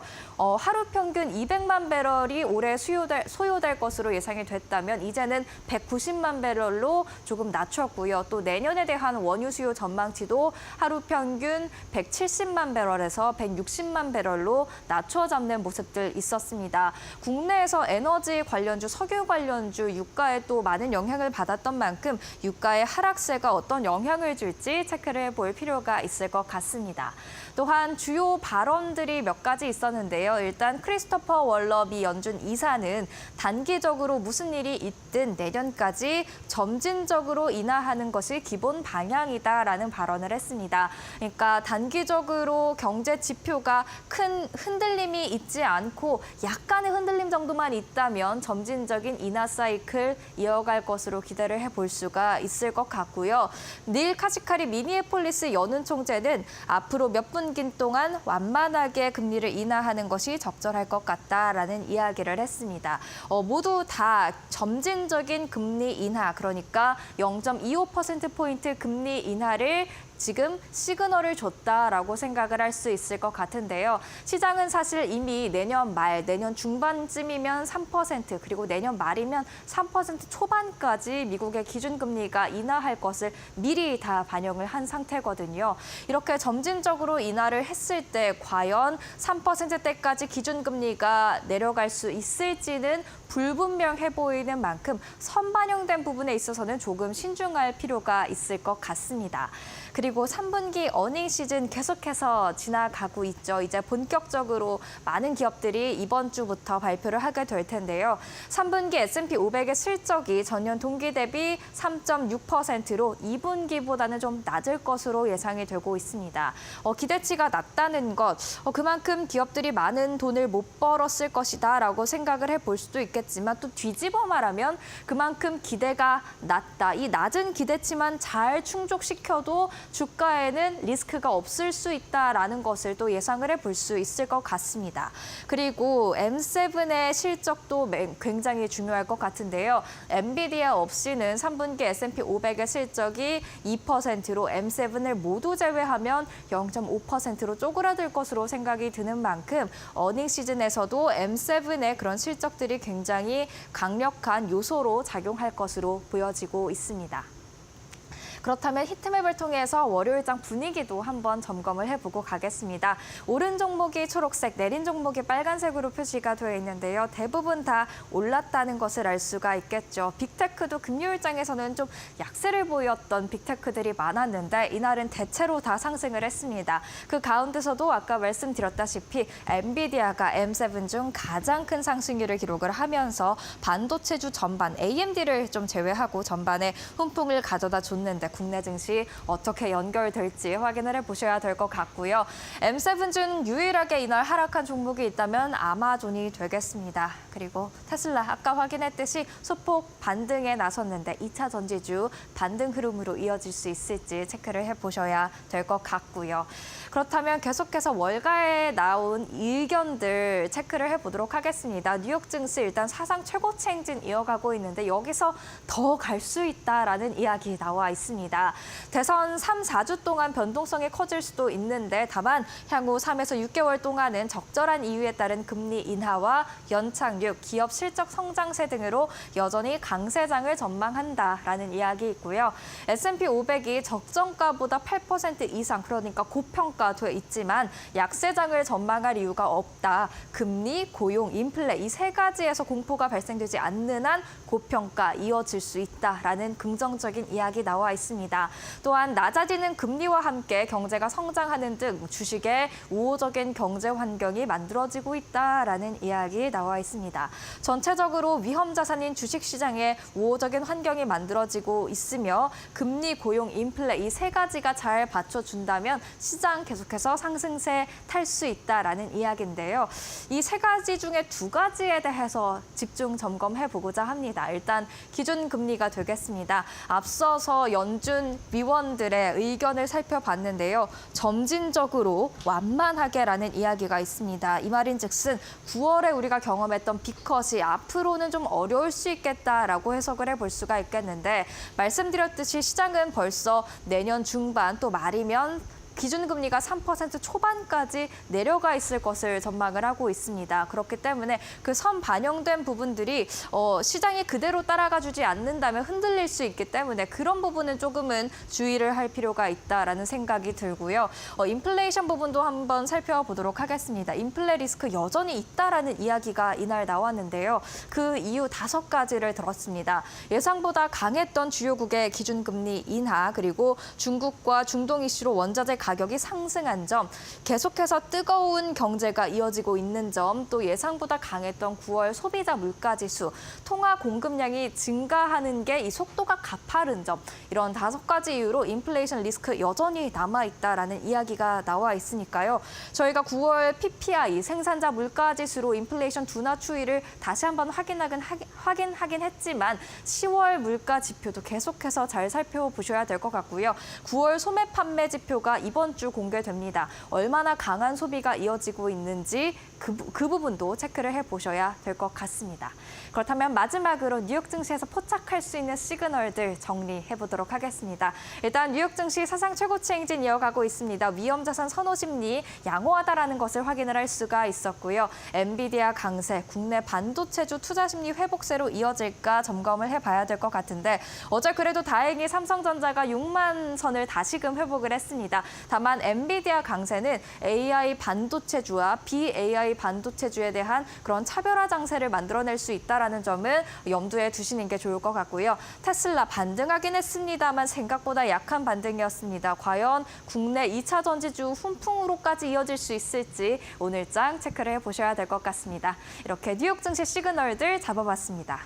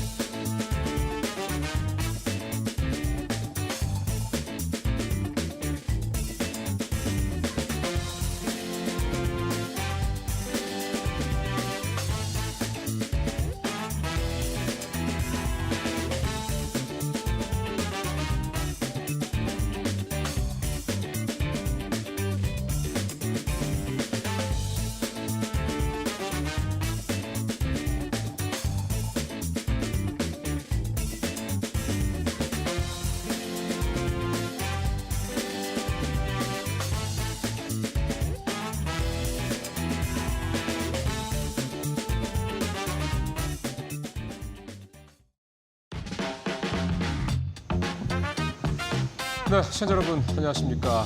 마켓 시그널에 이어서 계속해서 오늘자 10월 15일 화요일자 이데일리 신문의 뉴스를 전해드리는 뉴스 브리핑 이어가겠습니다. 자, 제목 보시면 MBK 영풍연합이 5.34%의 지분을 확보했다. 고려아연 분쟁 장기화 불가피하다. 예, 어제 MBK 연합 측의 공개 매수 어제 끝났죠. 바로 공시를 했는데 5.34%의 지분을 확보한 것으로 확인이 됐습니다. 원래 최종 목표가 6.98%, 약 대략 7%에서 14% 정도 이 양쪽 사이에 있는 지분을 확보하는 게 목표다라고 시작을 했는데 그거보다는 2%포인트 좀 못 미친 거죠. 일단 7% 정도를 확보했으면 의결권 기준으로 50% 이상, 즉 과반을 확보하는 거였는데 약 여기서 2%포인트 가까이 좀 모자라기 때문에 결국 최종적으로는 MBK 연합 측에서 확보한 의결권 기준 고려아연의 지분은 대략 48% 정도가 될 것으로 추정이 됩니다. 그러니까 과반을 확보하지 못했기 때문에 이사회가 열리더라도 이사회를 장악할 수는, 그러니까 주총이 열리더라도 이사회를 완전 장악할 수는 없는 상황이다. 이렇게 일단 말씀을 드릴 수가 있는 거죠. 근데 향후 상황이 이제 좀 제목에서 보시는 것처럼 고려아연의 분쟁이 장기화 불가피하다라는 얘기가 되는 이유가 이제 거기서 나오는 거고요. 고려아연 측에서는 이제 과반 확보를 실패했기 때문에 이제 자기들한테도 기회가 있다 이렇게 얘기를 좀 하고 있고요. 이제 이 다음 24일까지 이어진 이제 공개 매수에서 이제 얼마나 지분을 확보할지가 상당히 좀 중요한 포인트가 될 것 같습니다. 현재 그냥 단순히 현재 지분만 놓고 본다면 고려아연보다는 최은보 회장 측보다는 MBK 측이 유리한 게 맞고요. 다만 우호 지분까지 다 합파할 경우에는 사실은 좀 차이가 좀 대폭 줄어들고요. 그러다 보니까 이제 향후에 캐스팅 보트를 과연 이제 누가 질 것이냐 이 부분에 대한 관심이 이제 가고 있는데 첫 번째는 일단 영풍정밀 어제 공개 매수에 사실상 이제 실패한 상황이 됐기 때문에 1.85%의 이 영풍정밀이 갖고 있는 고려아연 지분 이 부분은 다시 또 이제 어떻게 보면 이제 공중에 뜬 상황이 되는 거죠. 그러니까 이거를 양측 다 좀 확보를 못한 상황이고 그러니까 이제 최은보 회장 측의 공개 매수 종료될 때까지 영풍정밀을 하는 부분들을 어떻게 될지 지켜봐야 될 것 같은데 왜냐하면 MBK 측에서는 3만 원을 제시했고 최은보 회장 측에서는 3만 5천을 제시했기 때문에 영풍정밀에 대한 이 공개 매수가 최은보 회장 측으로 유리하게 갈 수도 있다는 부분도 아직 남아있기 때문입니다. 가장 큰 캐스팅 보트는 역시 이제 국민연금이 되지 않겠냐라는 게 이데일리 이제 기사의 주요 내용인데요. 7.5% 정도로 갖고 있고 이 만약에 지난 2월 달에 주총 때처럼 이번에도 국민연금 측이 최 회장 측의 편을 들어준다 그러면은 뭐 사실은 게임은 최 회장 측으로 갈 가능성이 좀 높다 이렇게 좀 볼 수가 있겠는데 사실 그거를 지금 미리 예단할 수가 없는 상황이다 보니까 만약 그게 아닐 경우에는 상당히 장기화될 가능성이 높다. 이제 이게 이 기사의 이제 핵심 내용이 좀 되겠습니다. 자, 다음 얘기는 이제 증권맨에 나온 얘기인데 중학개미 될까 인학개미 될까. 중학개미는 중국 투자하는 개인 우리 투자자 얘기하는 거고 인학개미는 이제 인도 주식시장에 투자하는 개미들 개인 투자들 얘기를 하는 건데요. 아시는 것처럼 지난달에 이제 미국이 금리를 내리고 나서 나왔던 여러 가지 얘기 중에 하나, 누가 수혜를 받을 것이냐 얘기 중에 하나 중에 이제 신흥국 얘기가 나왔습니다. 왜냐하면 이제 미국이 금리를 내리게 되면 달러 가치가 하락하게 되고, 그럼 이제 상대적인 거니까 선진국들보다 이제 신흥국, 미국과 상대되는 나라들의 이제 통화 가치가 올라가는데 신흥국 같은 경우는 달러 대비해서 워낙에 이제 평가가 좀 낮은 상황이니 그만큼 더 올라갈 가능성이 높다 얘기가 되는 거고.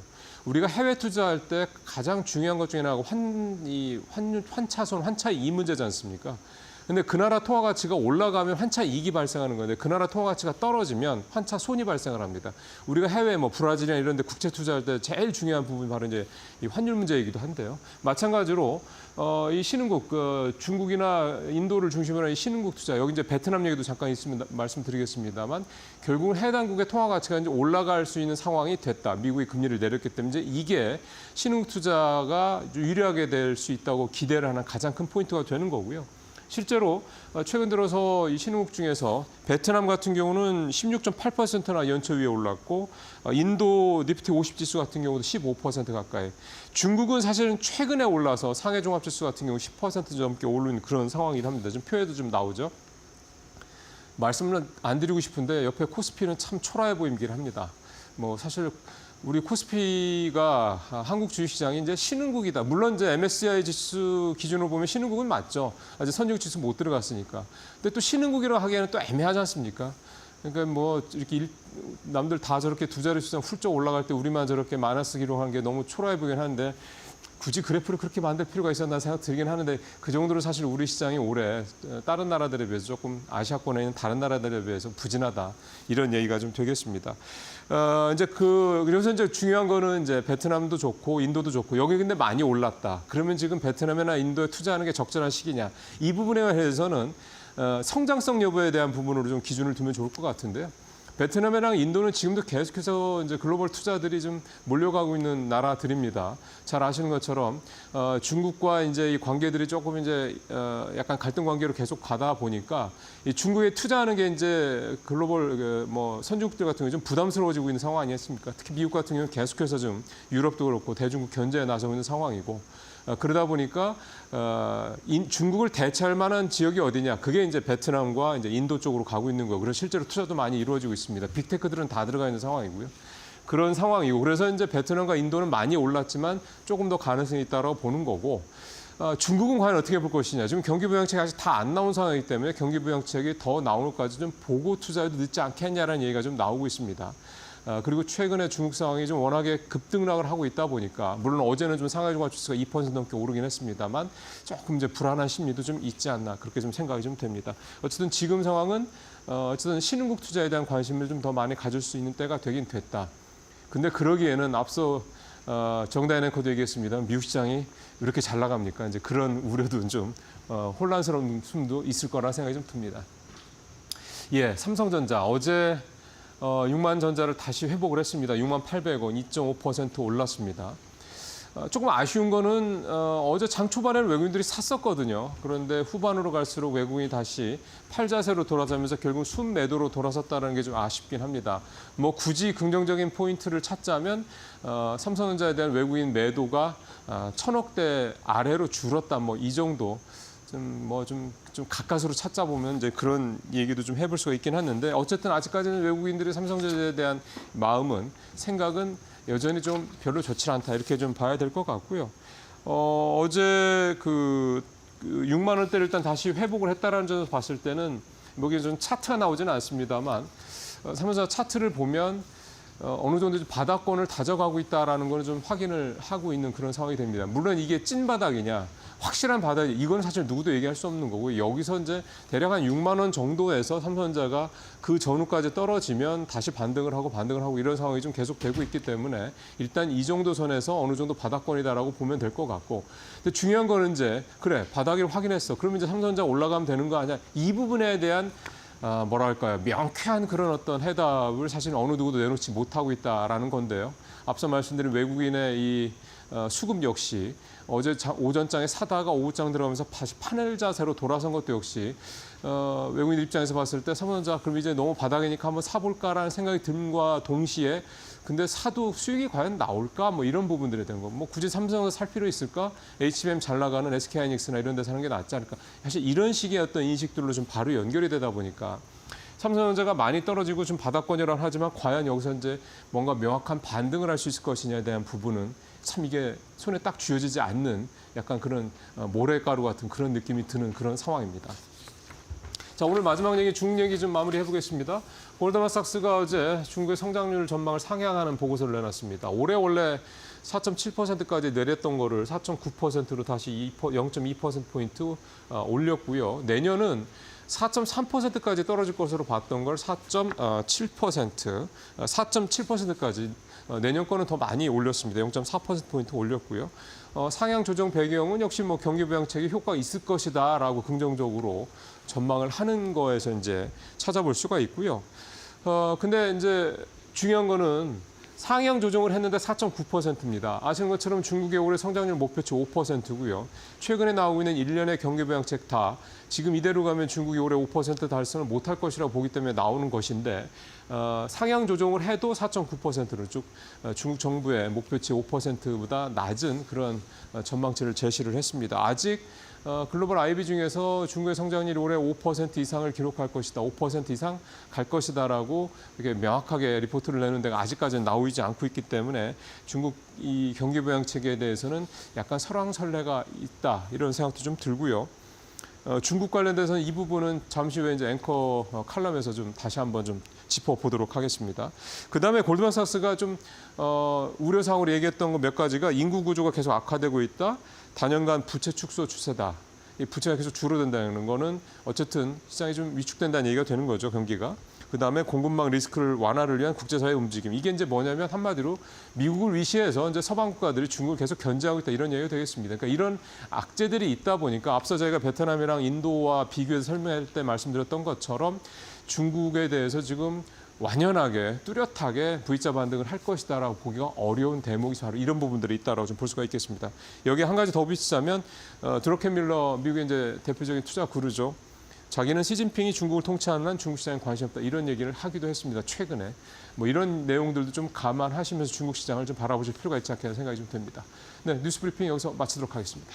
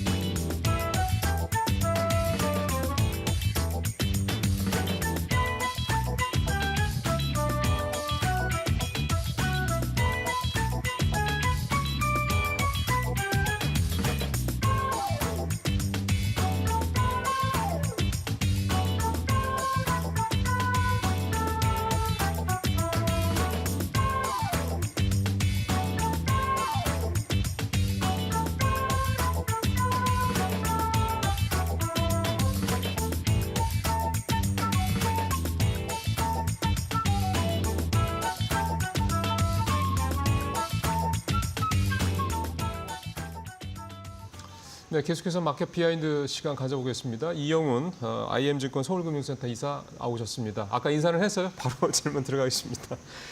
어제 삼성전자 저도 잠깐 뉴스 할 때 말씀을 드렸는데 오전장에 제가 어제 아침 방송할 때 보니까 플러스가 나길래 외국인들이 이제 플러스로 하길래 오늘은 조금 이제 뭔가 좀 좋아지나 생각했는데 막판에 또 팔았더라고요. 네. 어떻게 어제 보셨어요? 저는 일단 삼성전자 외국인들이 사실 지금 펀더멘탈로 보면은 네. 지금 PBR 기준으로 어제가 1.08배? 1배 조금 넘는 거죠. 네, PBR 기준으로. 그러면 보통 하단을 1.3배 정도로 봤었고요. 1.3배 밑으로 떨어지게 되면 그러네요. 네. 보통 이거 이제 어떤 위기급, 그러니까 금융위기라든지 코로나 팬데믹이라든지 어떤 그런 상황이 아니고는 쉽게 떨어지지 않는 거기까지 지금 떨어진 상태거든요. 그러면 이거를 근데 이제 문제는 외국인들이 지금 시점에서도 계속해서 팔고 있다는 그렇죠. 얘기죠. 그게 확실한 팩트죠. 그 부분에 있어가지고 왜 그런가를 놓고 생각을 해보면 예. 펀더멘탈의 이슈는 일단 기술적인 패권을 갖다가 상실했다라고 지금 시장에서는 보고 있는 것 같습니다. 특히 외국인이. 외국인들이 입장에선 예. 어쨌든 지금 그 메모리 칩 쪽에서는 글로벌 리더였었고 그러면 압도적인 리더였었죠, 사실은. 그렇죠. 근데 이제 그 부분에 있어서 기술적으로 캐파는 여전히 뭐 캐펙스 기준으로 보면은 하이닉스 2배 정도 되기 때문에 예. 훨씬 앞서 있는 건 사실이지만은 문제는 이번 3분기 실적에서도 확인이 되겠지만 영업이익 기준으로 봤을 때는 반도체 부분만 보면은 하이닉스에 뒤지는 건 거의 기정사실이거든요, 지금. 그 반도체 부분만 영업이익을 놓고 보면 하이닉스에 뒤진다. 네네. 이거는 되게 상징적인 내용인데. 그렇기 때문에 외국인들이 이제 삼성전자에 대한 기대감을 굉장히 낮추고 있는 것 같다. 그리고 지금 삼성전자가 잘못한 거 또는 실수한 거라고 한다면은 시장하고 소통을 하면서 그동안 밝혀왔던 내용들이 제대로 지켜진 게 없다. 뭐 HBM 같은 거 말씀하시는 거예요? 이를테면 뭐 파운드리 관련해가지고 그동안 ILS 했던 내용들만 종합을 해서 봐도 삼성전자 파운드리 시장 점유율 몇 년 전에 17%일 때 TSMC를 잡겠다고 그랬는데 지금은 10% 초반까지 오히려 MS가 줄었죠. 벌어졌죠. 네. 거기다가 기술적인 측면에서도 3나노를 먼저 한다는 얘기를 선언을 하면서 우리는 게이트월 어라운드로 바꾸면서 모든 걸 다 준비했다는 취지로 얘기를 했지만 실제 뚜껑을 열어보니까 거기도 고객을 확보를 거의 못하고 오히려 다 TSMC한테 오히려 넘겨주는 그런 모양새를 줬고. 그게 수율 때문에 그런 거죠? 수율이죠. 특히 TSMC와 같이 이제 파운드리 업 같은 경우는 기본적인 베이스가 신뢰거든요. 그렇죠. 제품을 만드는 데 있어서 수율에 대한 그 신뢰가 없으면은 맡기질 못하는 거잖아요. 사실 저는 뭐 수시로 말을 바꾸는 사람이기 때문에 뭐 그거를 액면대로 믿어서는 안 되지만은 며칠 전에 그 리사 수라는 분이 AMD CEO잖아요. 그 전에 삼성전자한테도 그 AI 가속기 관련해 가지고 예, 협업 그 얘기 얘기하고 나오고 나왔었잖아요. 그랬었는데 TSMC 외에는 이제 자기네 AI 가속기 칩은 맡기지 않겠다라고 또 이게 무슨 의도로 그렇게 얘기했는지 모르겠지만 이런 어떤 정황적인 부분들이 좀 삼성전자를 그동안 바라봤던 글로벌 시장에서 바라봤던 삼성전자의 위상이 좀 많이 훼손된 거 이거에 대한 실망감이 시장에서 계속 지금 분출이 되고 있는 거다라고 지금 볼 수밖에 없는 것 같습니다. 그렇게 이사님 말씀하신 걸 들어보면 저도 아까 뉴스 얘기할 때 말씀드렸습니다만 약간 그 뭐랄까요 모래가루라고 해야 되나요? 사막에서 우리가 모래를 딱 줬을 때 후루룩 흘러내리잖아요. 이게 자꾸 그 말라 있어서 그 잡히는 게 없네요. 그러니까 이를테면 이 정도 떨어졌습니다. 말씀하신 대로 거의 위기급의 PBR 수준까지 떨어진 상태라는 게 이사님 분석이신데 그러면 이제 올라가는 거 가야 되는 거잖아요. 그러니까 올라가거나 아니면은 이제 더 소위 말해서 이제 지하로 내려가야 되는 상황인데 이렇게 되면은 삼성전자 같은 경우는 기본적으로 뭔가 이렇게 투자자분들한테 저희가 말씀드릴 때 지금 이제 바닥이에요. 뭐 이렇게 얘기한다라는 건 되게 좀 꺼려지네요. 그래서 이제 말씀을 드리는 건 펀더멘탈로 봤을 때는 바닥인 건 맞다. 네. 말씀을 드릴 수 있는데 문제는 테크 기업들 같은 경우는 기술적으로 진보하지 못하고 뒤처지기 시작하면 사실 우리 앵커님도 그렇지만은 저희 세대에서 인텔이라고 하면은 이건 제국이잖아요. 제국이었잖아요, 네. 반도체. 근데 지금 누가 인텔을 제국이라고 표현을 합니까, 지금? 주가만 봐도 그렇죠. 그냥 동네 바보형 취급받고 있잖아요, 네. 지금. 근데 이제 그런 이유가 결국에는 기술적인 부분에서 계속해서 시장을 리드하지 못하고 뒤처지기 시작하고 그런 부분들 때문에 경쟁력이 처지기 시작하면은 결과적으로 시장에서 이제 소외되는 어떤 그런 부분들이 소외에서 끝이 나는 게 아니라 기업의 존폐까지 갈 수 있다라는 위기의식까지 이제 발동을 할 수 있다는 측면에서 삼성전자의 지금 기술적인 측면에서의 이제 좀 뒤처짐을 갖다가 굉장히 심각하게 보고 있다.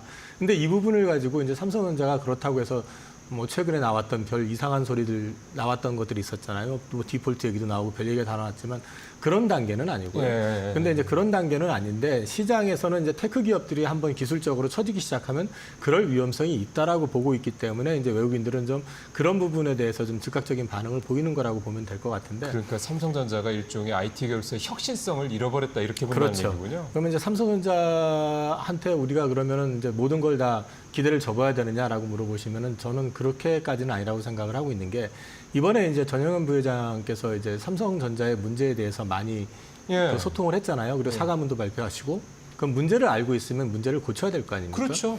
그 부분에 대해서 아직 시간적으로는 뭐 여유가 아주 많지는 않지만 그래도 시간이 있다라는 거 하나. 그다음에 또 하나는 삼성전자가 가지고 있는 내부 유보 자금은 충분히 변화를 시킬 수 있는 베이스가 될 수 있다라는 것. 그리고 지금 현재는 AI 혁명의 그 초입이죠. 초입 국면이기 때문에 여기서 조정을 받더라도 이게 끝이 아니라 더 갈 수 있는 다른 측면에서 놓고 보면은 투자의 초입 국면에서 투자가 조금 더 성숙하기 시작을 하게 되면은 확산을 기대할 수 있는 거는 AI는 결국엔 AI 가속기에 의해 가지고 서버들 만들어내고 이걸 통해 가지고 궁극적으로 확대가 되는 거는 온 디바이스 AI 쪽으로 확장이 되는 결국은 거잖아요. 소비자단에서 그게 다 확산이 돼 대중화되는 거니까. 그쪽 디바이스를 전 세계에서 가장 많이 확보하고 있는 반도체 기업임에도 불구하고 기업이 삼성이거든요. 그렇죠. 모든 거 다 하잖아요. 뭐 다 가전부터 그렇습니다. 휴대폰 뭐 다 하잖아요. 네, 그러니까 결국은 본인들이 가장 메인으로 생각하는 칩만 잘 만들면 그 다음 기회는 또 생기는 거거든요, 사실은.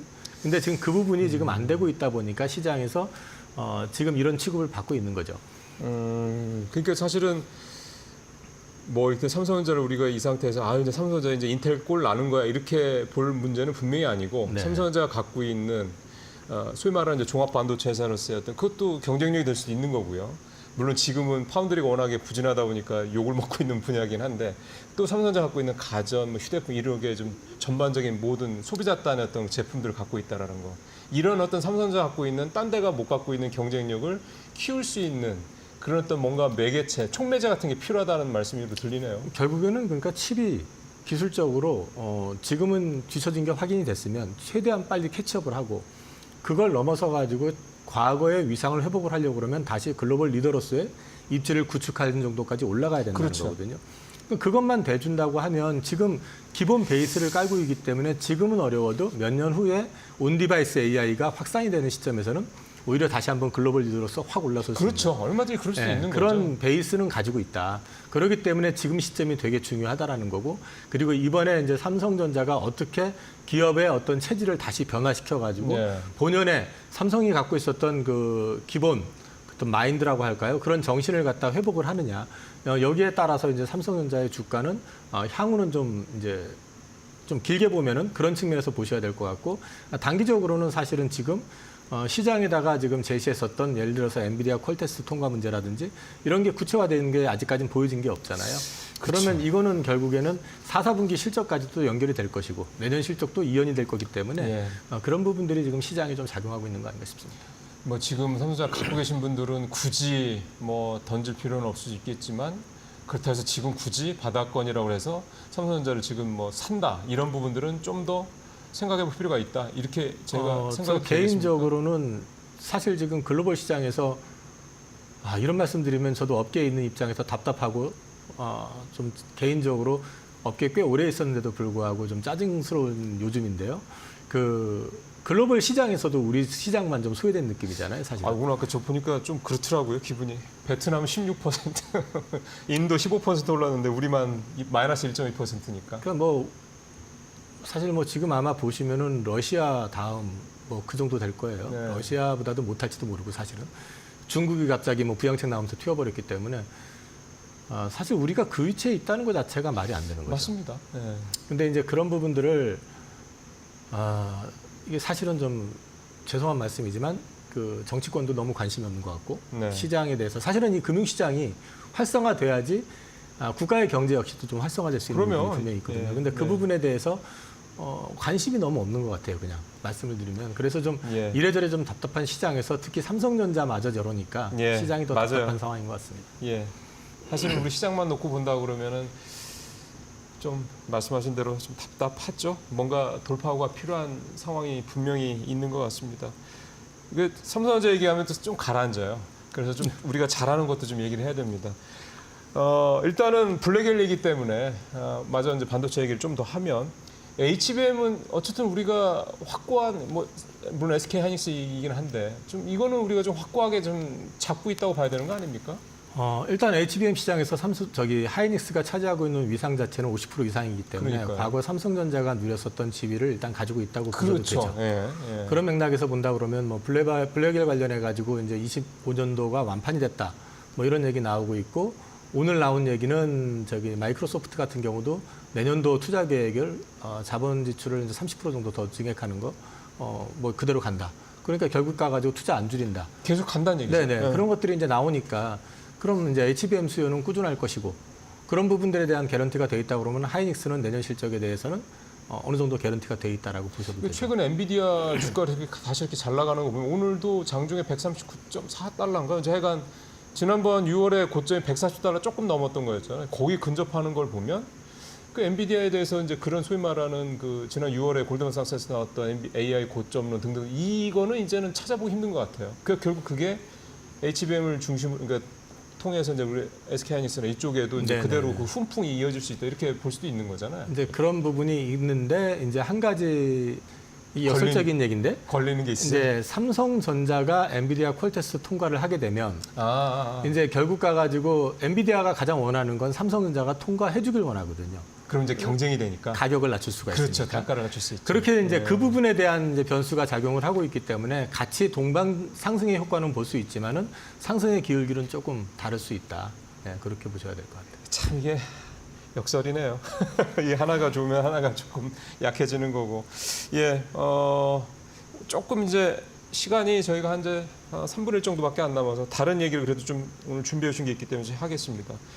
비만 치료제가 이제 곧 우리가 이제 위고비 우리나라에서 출시가 된다고 그래서 요즘 비만 치료제 테마인데 이게 그동안에 일단 테마라는 거는 그동안의 기대감 때문에 이미 많이 오르고 그다음에 실제로 뭐 사실 소문에서 하고 뉴스에 팔라는 말처럼 막상 이제 딱 그 테마가 확정이 되면 또 이제 지지부진하고 뭐 이런 것들이 이제 시장에서 흔하게 볼 수 있던 패턴인데 비만 치료제도 좀 그럴까요? 어떻게 보세요?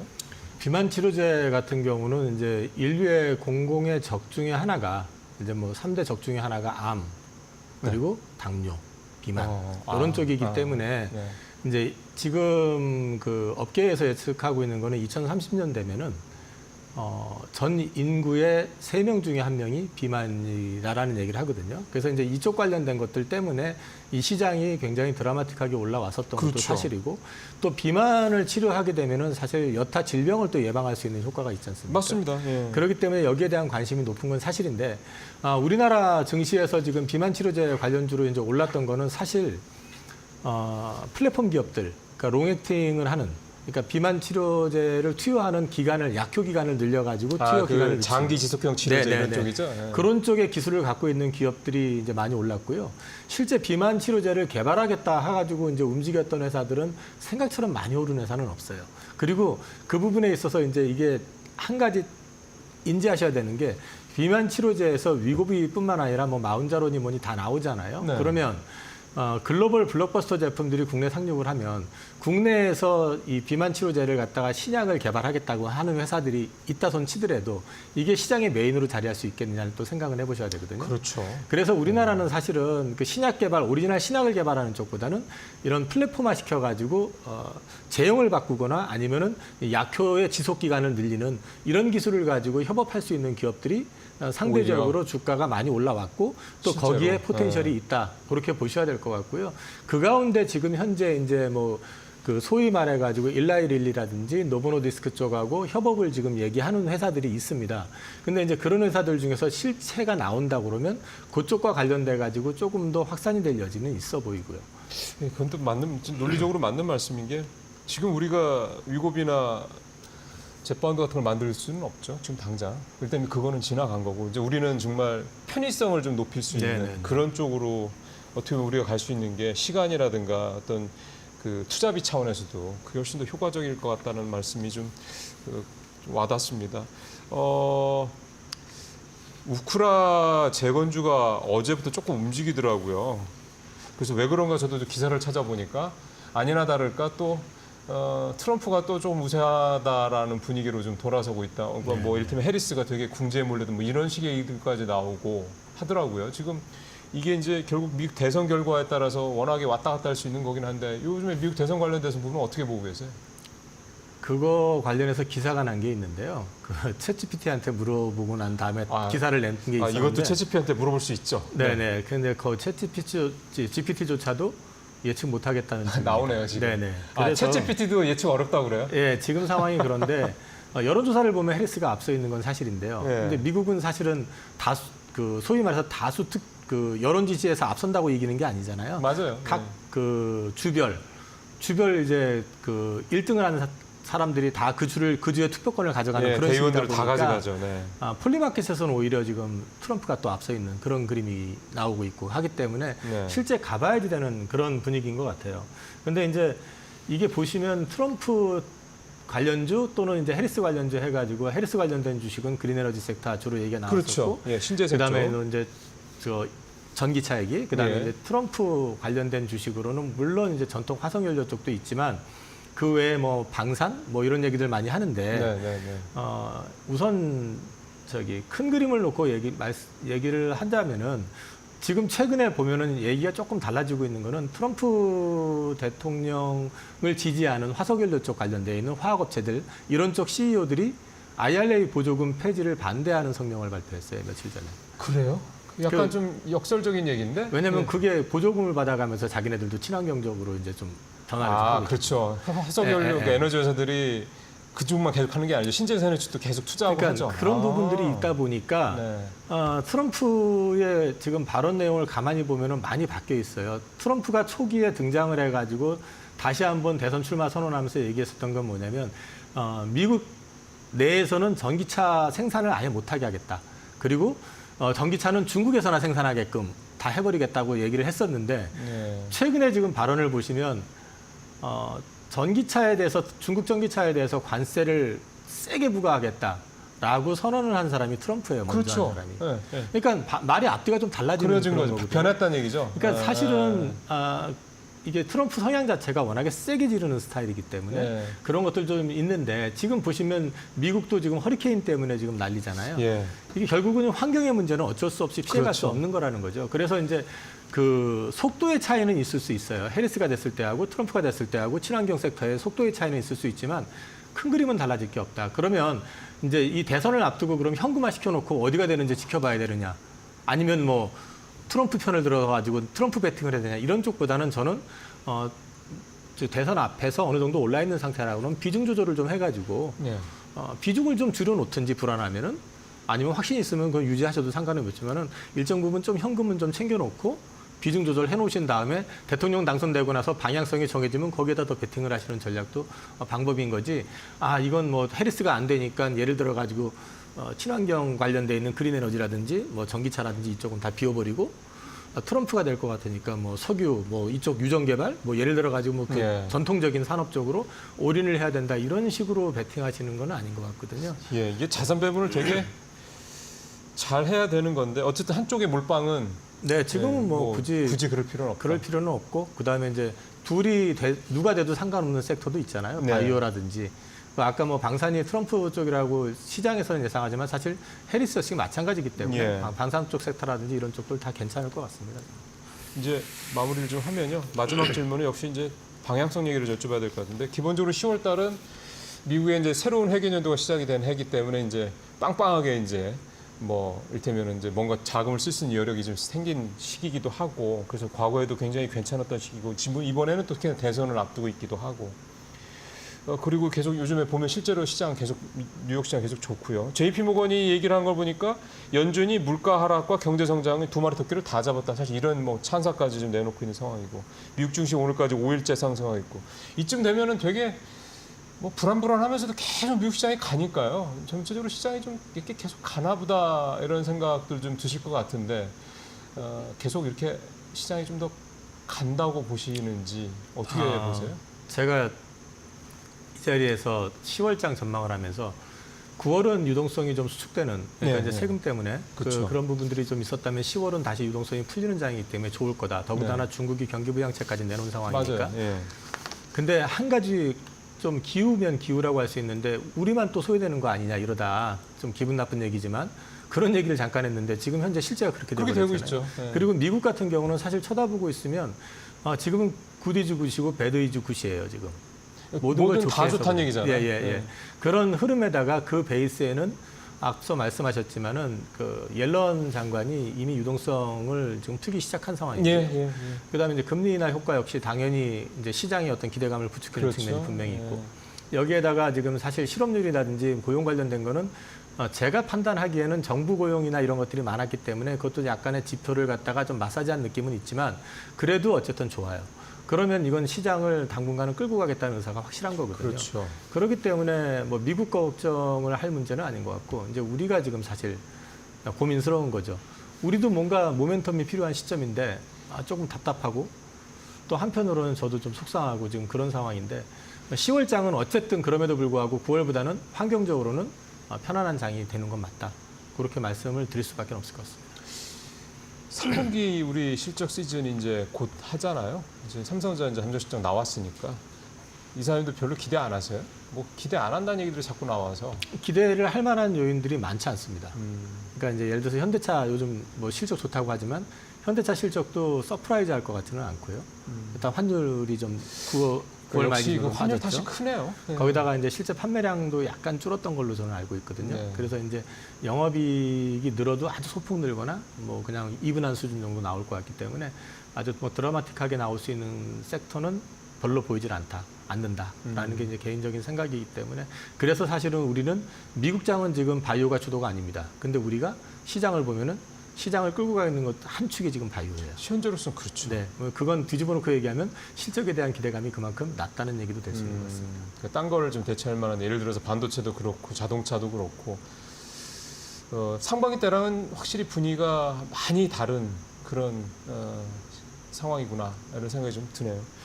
예, 지금까지 IM투자증권 서울금융센터 이영훈 이사님하고 시장 얘기를 전반적으로 다뤄봤습니다. 근데 또 장이 좀 나쁘다가도 또 좋아지지 않습니까? 어쨌든 사이클을 타는 게 시장이기 때문에 너무 이제 무겁게 생각하지 마시고 좀 이럴 때는 그냥 뭐 이렇게 감정의 변화를 그냥 중립으로 딱 놓으시고 그냥 차분하게 보시는 이런 어떤 시기가 될 수 있다는 생각도 좀 듭니다. 오늘 이용우 이사장 말씀 좀 정리하겠습니다. 오늘 말씀 잘 듣습니다. 감사합니다. 예, 이제 마켓 비하인드 마치고요. 시장 얘기 쭉 들어보셨습니다만 미국 시장과 우리 시장의 이 차별화 상황, 소위 말하는 디커플링 상황이 좀 더 벌어진 것 같다는 생각이 들고요. 마치 이 파운드리 분야에서 TSMC와 삼성 간의 이 시장 점유율이 벌어지는 것 같은 마치 그런 느낌이 시장에서도 좀 보여집니다. 어두운 때가 있으면 좀 다시 밝아질 때도 있는 거고요. 지금이 다만 좀 걱정스러운 건 지금이 이제 새벽이 오기 직전에 그 어두움인지 아니면 이제 초입의 어두움인지 이게 사실은 가늠할 수 없다라는 게 조금 이제 마음이 무거워지는 이유이기도 한 것 같습니다. 자, 마치고 잠시 후에 마켓 나우 1부 시작하도록 하겠습니다.